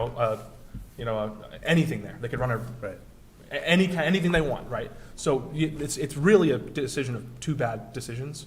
It's about which one do you think are you hedging your bet on? Sorry. And just to add on to that, remember the millionaire's tax was going to go to education and transportation. And they're using that to balance their budget. So Exactly. what are we in year 2 and already broken promises? And 50-something years ago, when Silver Lake regionalized, the state said, we'll pay for your regional transportation. They never have since. They've contributed towards it, but they've never paid for it. It's always a percentage. And Carla will attest, it's like 65, maybe 70. It's not bad, but they've never fully funded it. And they don't fully fund Circuit Breaker either. So it's just lots of promises that are broken over the years. And on top of that, the guidelines are meant to explain the law, right? That's what guidelines are meant to do. They're supposed to explain the law. Right. If the legislative body, when they voted this law through, wanted to create regulations, they would have done it themselves. They have the ability to do that. Right. They said guidelines. We're supposed to explain it, not micromanage it. So my question is, we could sit here and debate this for hours, but I already know what this is very difficult, to say the least, because I see both of your points, but I'm really sick of the state sticking their nose into Kingston and just costing us money, not helping us, because we haven't had help. They've done nothing but cost us money. So do you want to continue discussing? Do you have questions, comments, or do we just want to go ahead and take a vote on this one? No, I'm ready to take a vote. All right. I agree both sides, but it's not an easy vote, but yeah. So move favorable action on Article 1. Thank you. You made that motion? Second. Someone's got to. All right, all those in favor? Aye. All those against? No. No. So it's 2-4, 3 against. 2-3-0, right? 2-4. 2-4, I think you're counting Two. extra people. 2-4. I got it. Three. 2-3-0, I yeah. should probably take that one off. 2-3-0, yeah, I think that's a Tyler. No, That's that's a- planning board. The planning, Oh, never mind. the That'd be planning, Mr. That's the other Bouchard, Bouchard. the the senior. planning board will be having a public hearing next week. Perfect. Oh, speaking of public hearings, the sewer commissioner said they have a public hearing to talk about sewer rates. Rates. Do you know when that is? I meant to ask them. Next Tuesday? Next Tuesday at 5 PM? 6:30. Excellent, thank you. All right, Article 2, prior year's bills, I think it's pretty self-explanatory. Anyone want to make a motion? And I gotta get through I this move NDA. favorable action on Article 2. Second. All those in favor? Aye. I'll happily That's take it. I unanimous. always do. Yep, All that's right. John. Nice one. And then Article 3, replacement of Kingston Elementary School roof. Move favorable action on Article 3. Second. Second. All those in favor? Aye. Does it, That's we need to say it's unanimous. a replacement of the Kingston, did you say that? This is funding the 60,000 from free cash for a schematic design, in case anyone at home doesn't know what we're voting on, Thank you. for the MSBA grant. All right, Article 4, this is the, hold on one second. Do we want to jump to Article 7 before we do Article 4? Maybe. All right. So Article 7 is the FY25 capital equipment project funding. Here over there if you want to ask him any questions. What? He's here if you want to ask him any questions. Okay. So we're going to need a 2/3 majority vote on the fire engine, simple majority vote on all the other funding requests. So we want to see if the town will vote to transfer available funds, et cetera. I won't read it all, but we've got 5 different projects here. $159,000 and change for public safety radio upgrades for police and fire, about $1,080,000 for fire engine replacement, $75,000 for vehicle acquisition for Comfort Dog, $60,000 for dock replacement, and $76,000 for elementary school playground repairs. The public safety radio upgrades, it was unanimous by Finance Committee and Capital Planning Committee. 400, 400. Does everybody know what that project's about? Yeah? Yeah, Okay. we Just did making talk sure. about We it. just making sure. Fire engine replacement, $1,008,000. That was Finance Committee 310, Capital Planning 400. Vehicle acquisition for Comfort Dog, Finance Committee was 130, Capital Planning Committee was 040. $60,000 for dock replacement, that was 400 Finance and 300 Capital Planning. Elementary school was unanimous, both Finance and Capital Planning Committee. Any discussion, any? Oh, the elementary school We can go through- playground may be lower come town meeting, because they are doing some Correct. fundraising, so that might change. Right. Yeah, they're prepared to make an amendment on town meeting floor to reduce that by whatever fundraising they're successful with. He looks like he wants to be. The $60,000 for dock replacement comes out of waterways funds. That's not from the taxpayer. Yep. That's from boat users and half of the excise tax. Just clarification, everybody in the public. Okay. Keith, did you want to say something? Okay. Have we ever had an article where the person making the motion, their committee didn't support it? I don't think I've seen that before. Like, I'm thinking about CPC. Like, they've never had something they didn't support in their article, have they? So typically, I checked with, there was a question on that was raised at the Finance Committee meeting last week. I told the Finance Committee I would double check with legal counsel. Myself and some others reached out to legal counsel to ask the same question. Typically, the issue in Kingston is, this is the Board of Selectmen's warrant, not the Finance Committee's warrant. But the Board of Selectmen has wanted to wait until the Finance Committee has voted before they make their votes. So in a perfect world, the Capital Planning Committee would have presented to the Board of Selectmen. The Board of Selectmen would have voted yea or nay on those types of things, and then gone to the Capital, and then gone, bless you, then gone to the Capital Planning Committee. I'm sorry, gone to the Finance Committee. Capital Planning is an advisory board. So if the board has an interest in removing the article, we can certainly do that, because it's the board's decision to do that. If they want to, we can reopen the warrant tonight for the purpose of modifying Article 7. So can I just follow up on that? Sure. It's their article, though. So if they're submitting an article to us for consideration, It's the Board of Selectmen's warrant. I get that. At the end of the day, it's our warrant, but it's their article. It's their motion. It's But it's like if the sewer department gave us an article to look at separately, This- right? the- And they the- said it wasn't, we're not doing this The project. capital planning committee is advisory. The sewer department is not. Okay, fair.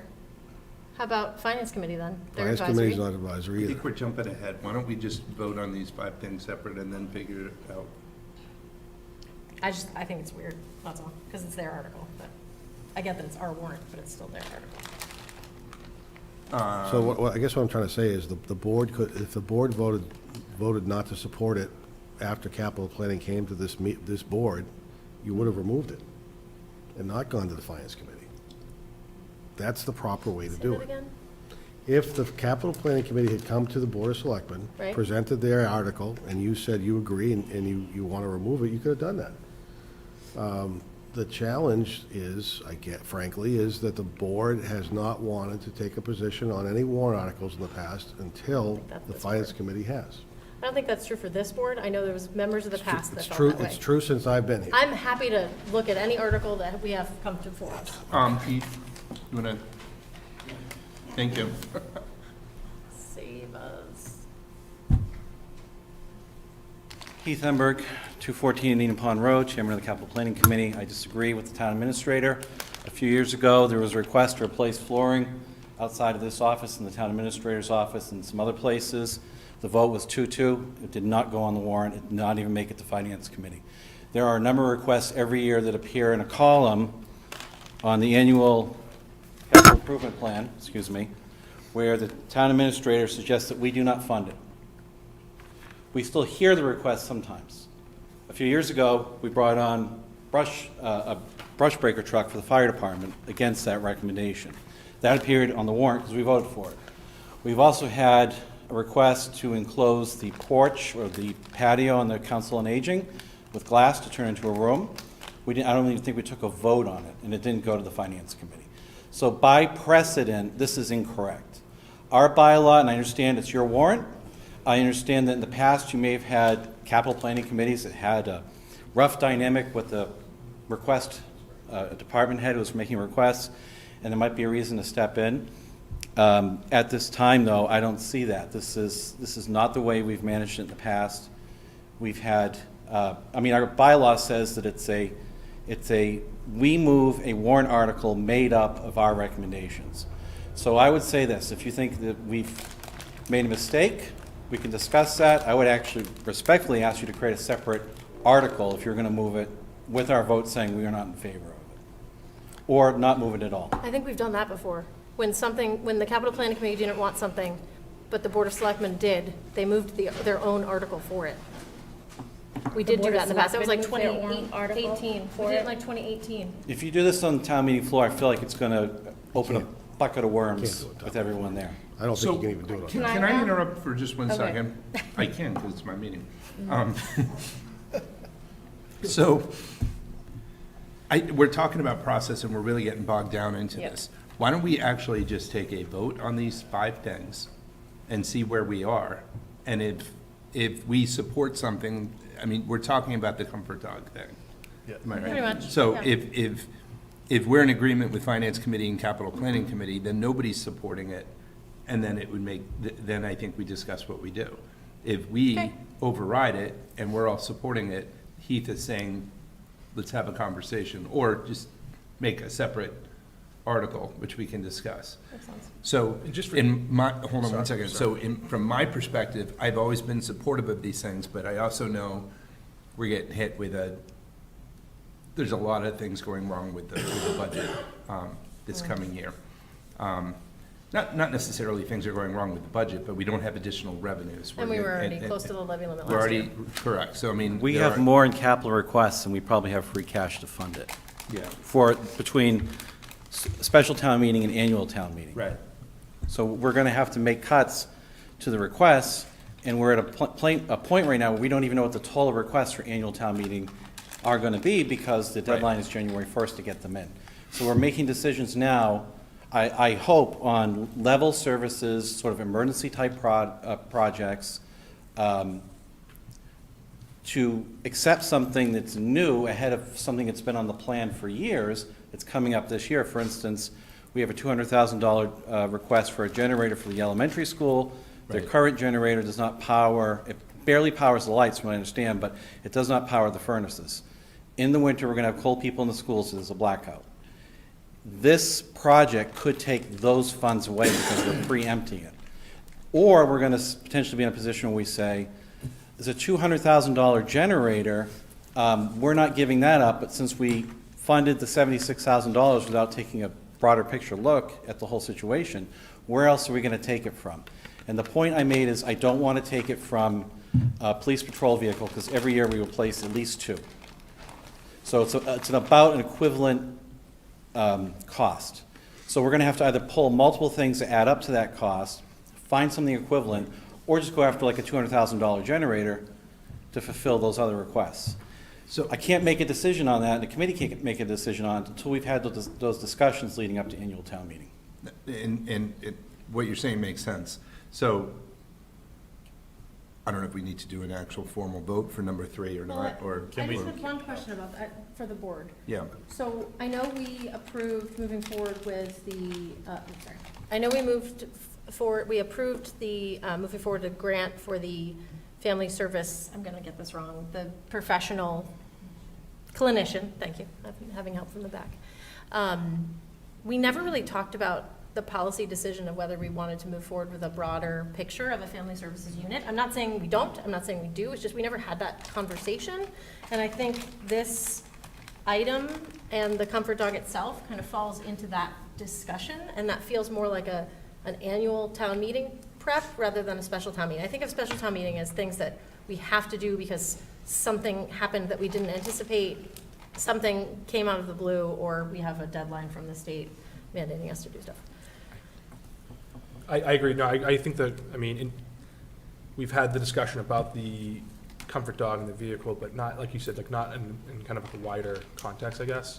And even if it was in a wider context, I still would have a hard time for fall town meeting. Like, I think voting for that particular piece of it. That's, I'm not going to jump to the other article, but there's other things that I think are needed. I'm not going to jump to it, but on this particular one, I think this is a spring. I think this is an annual spring town meeting type. So is there anybody who is adamant about keeping this in and funding it right now? I'm not. I have to abstain from it, but I have questions about the other piece of it that we were talking about. The family Well, let's see services. if anybody else is No, adamant. about the conversation that we had about capital planning having Oh, when they say present it? on articles, so Oh. I'll Yeah. wait for that. Well, so before we get to that, is there any, Don, Kim, Should we just, are we voting on project 1, 2, 4, and I 5 think you're together? just looking at 3 right now. I'm just saying Or 3. just 3 right now? Just 3 right now. So move favorable, move support, positive support on this, or are we just not voting at all? Like, are we voting? I would suggest, I'm full just vote? asking if anybody's doing this, and then if you All want to right. make a motion, Move somebody. favorable action on Article 7, FY '25, capital equipment project funding, Project 3. Second. All right, all those in favor? Those against? Abstain. No. No. Opposed, yeah. So it's 0, 4, 1. Okay, so now do we want to do a motion on 1, 2, 4, 5? Does anyone Or need are there anything else pulled questions? apart? Or is one? Okay, No, I so think I'm good. I I know, move- I understand the objection on the fire engine, so. I move favorable action on Article 7, projects 1, 2, 4, and 5. Second. All those in favor? Aye. It's unanimous. Then May I we say go something? back to that conversation? May I say something about the comfort dog vehicle? Is that at the last meeting of the Budget Advisory Committee, the attendees, who included myself, Mr. Pike, Kim Emberg, Keith Hickey, just determined that we would continue this precedent we have for being a level services town. If you decide to be a level funded or a level services town without going to some kind of a designation of an expanded services town, and being that we've decided that that level services should apply to the capital expenditures as well, if you have exceptions, I think they could be detailed, and we could potentially figure out how do we support capital expenses for things that we haven't done before, things that the town meeting, like if we have to have a motion based on a contingency, if the town meeting wouldn't support adding something that's in the operating budget, the capital that goes with it, For instance, if a department, like the police department, are going to add patrolmen, the town meeting might say, we're not going to add them, but we would potentially have to have the vehicles ready for when they got out of the academy. They weren't sitting on their hands if they didn't have other vehicles. So it's a chicken or the egg kind of a situation. And I think to have that conversation between the selectmen, the finance committee, and maybe, I know the budget process maybe doesn't necessarily involve the capital planning committee, but I think that's something we need to know. And then we can just say, okay, there's an exception to level services, and then how does it fit with everything else we're doing? It may not fit, but it may, and that's one barrier we had this time, was that it's a level services fiscal year. Going into the next year, it's different. Hasn't been determined yet. Can I ask about the discussion we were having before about capital planning, putting warrant articles on there? Is this a good time to talk about that? Sure. So as an advisory board, I feel like it's a slippery slope that they decide what goes to warrant. I appreciate the vote, and I can see their vote, and then I can watch their meetings, and I can have good discussion, but I think I have to agree, I don't think it's a good idea that we allow capital planning to make those decisions for us. We should probably change the bylaw then, because it says Exactly. in the bylaw that the capital planning committee presents the article and, Sure. and presents it. So that's what the new But does bylaw it states. But it say says- It that does. they determine what's in it? It says No. they prioritize the projects and they present the projects that they recommend to town meeting. So it's, if that's something So- that this board wants to pursue, a bylaw change, Yeah. then that's fine, but the current bylaw says they Would- present it. Community preservation move more potential items than they had in their funds to fund? We could have 20 or 30 requests, and a department head saying, I need this in this year, and somebody else saying, I've been waiting 5 years. Oh, we're going to put them all on the warrant and let the town meeting spend 6 hours cooking it down to the essential? It might cause a financial issue. They might vote for everything.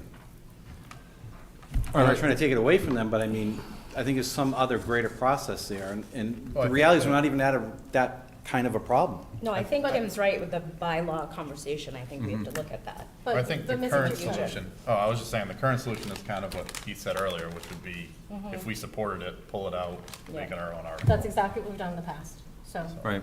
Yep. And I'm going to be proposing that my committee has to look at our bylaw every 5 years. I think there should probably be some language that if the need arises, they could create a separate article. Our votes would appear there, but we wouldn't move it.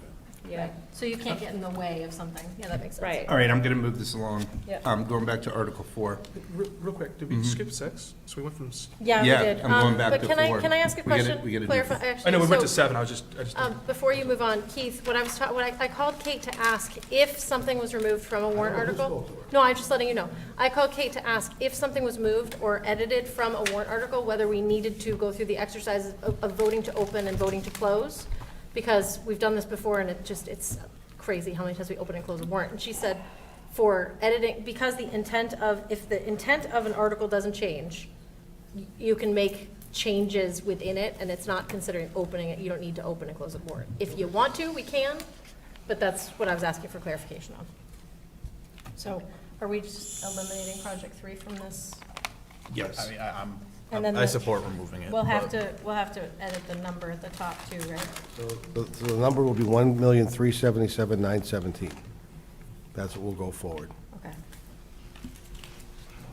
And we're saying we don't have to do anything other than, Okay, it's that's what just Kate crossed said, off. so I'm gonna Okay. take her word for it. All right, So- we have to go backwards then?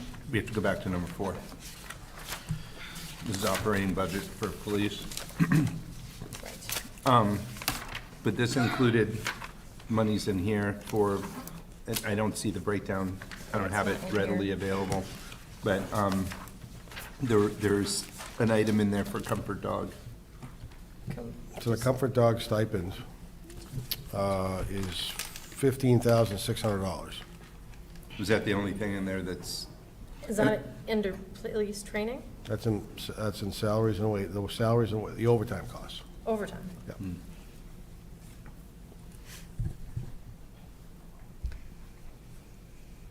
So I guess the question is, regardless of favorable, non-favorable, would be, if we're removing the vehicle, we're removing the line item. Correct.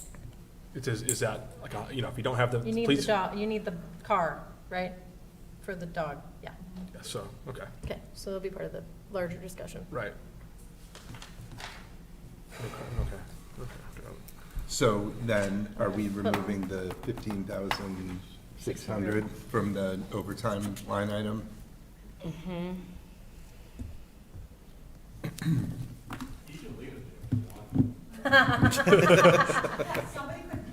You'll just find a use for it? So that brings the overtime down to 105,600, right? Is that? Yes. I didn't do it. I didn't do it yet. We don't need to vote on the number, someone just needs to record it. No, I think so you that- do have to vote on the number, because we just changed it. Which also means Finance Committee. Finance Committee was 3-2 on the existing article as it stood. That's interesting. Okay.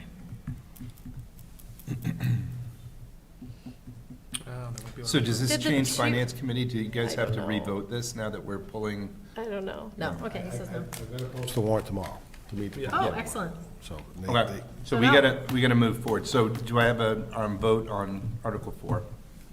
Move favorable action for Article 4. With removing 15,000? Oh, sorry. Yeah, friendly amendment accepted. Removing 15,600 From the overtime line item. So it's 105,600, excuse me, for overtime, total 173,516.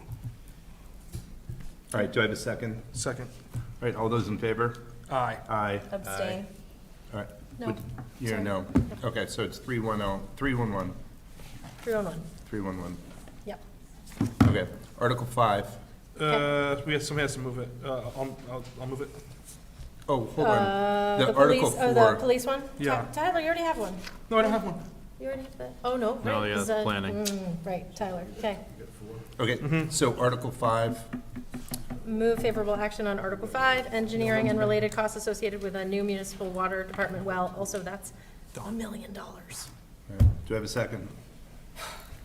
Second. I'm sorry. All right, all those in favor? Sorry, hold on, he doesn't know what we're voting. I'm sorry. We're voting Article Article 5. 5, the engineering and related costs associated with the new municipal water department well. This is just engineering right, and right, related right. costs for Yeah. $1 million. So all those in favor? Did you second? Aye. Yeah. Aye. Aye. It's unanimous. Who's gonna, Water Commissioners, Water never mind. Commissioners. Article 6 is transfer to Employment Liability Reserve Fund. Move favorable action on Article 6. Second. All those in favor on 6? Aye. Aye. Aye. Aye. I can present it if you guys want me All right. to. Good, because I'm not doing anything right now. You have to do the opening motion. Article 7, oh, that's right. You already We did Article 7. Go to 8. Yeah, I know. Article 8, authorize Board of Health to continue participation in the state septic betterment loan program. This doesn't cost anyone anything, right? This is, right, okay, that's what I thought it was. Second. Oh, wait, we didn't, did you already say it? Move. Sorry. Made favor, Move favorable action on Article? yeah, Article 8. Do I have a second? Second. All those in favor? Aye. Aye. All right, that's Forgot how to unanimous. Having a tough time there, really. Article 9, change maximum retirement age of special police officers. Remember, Chief had asked us for I this. think this is gonna be your article to move.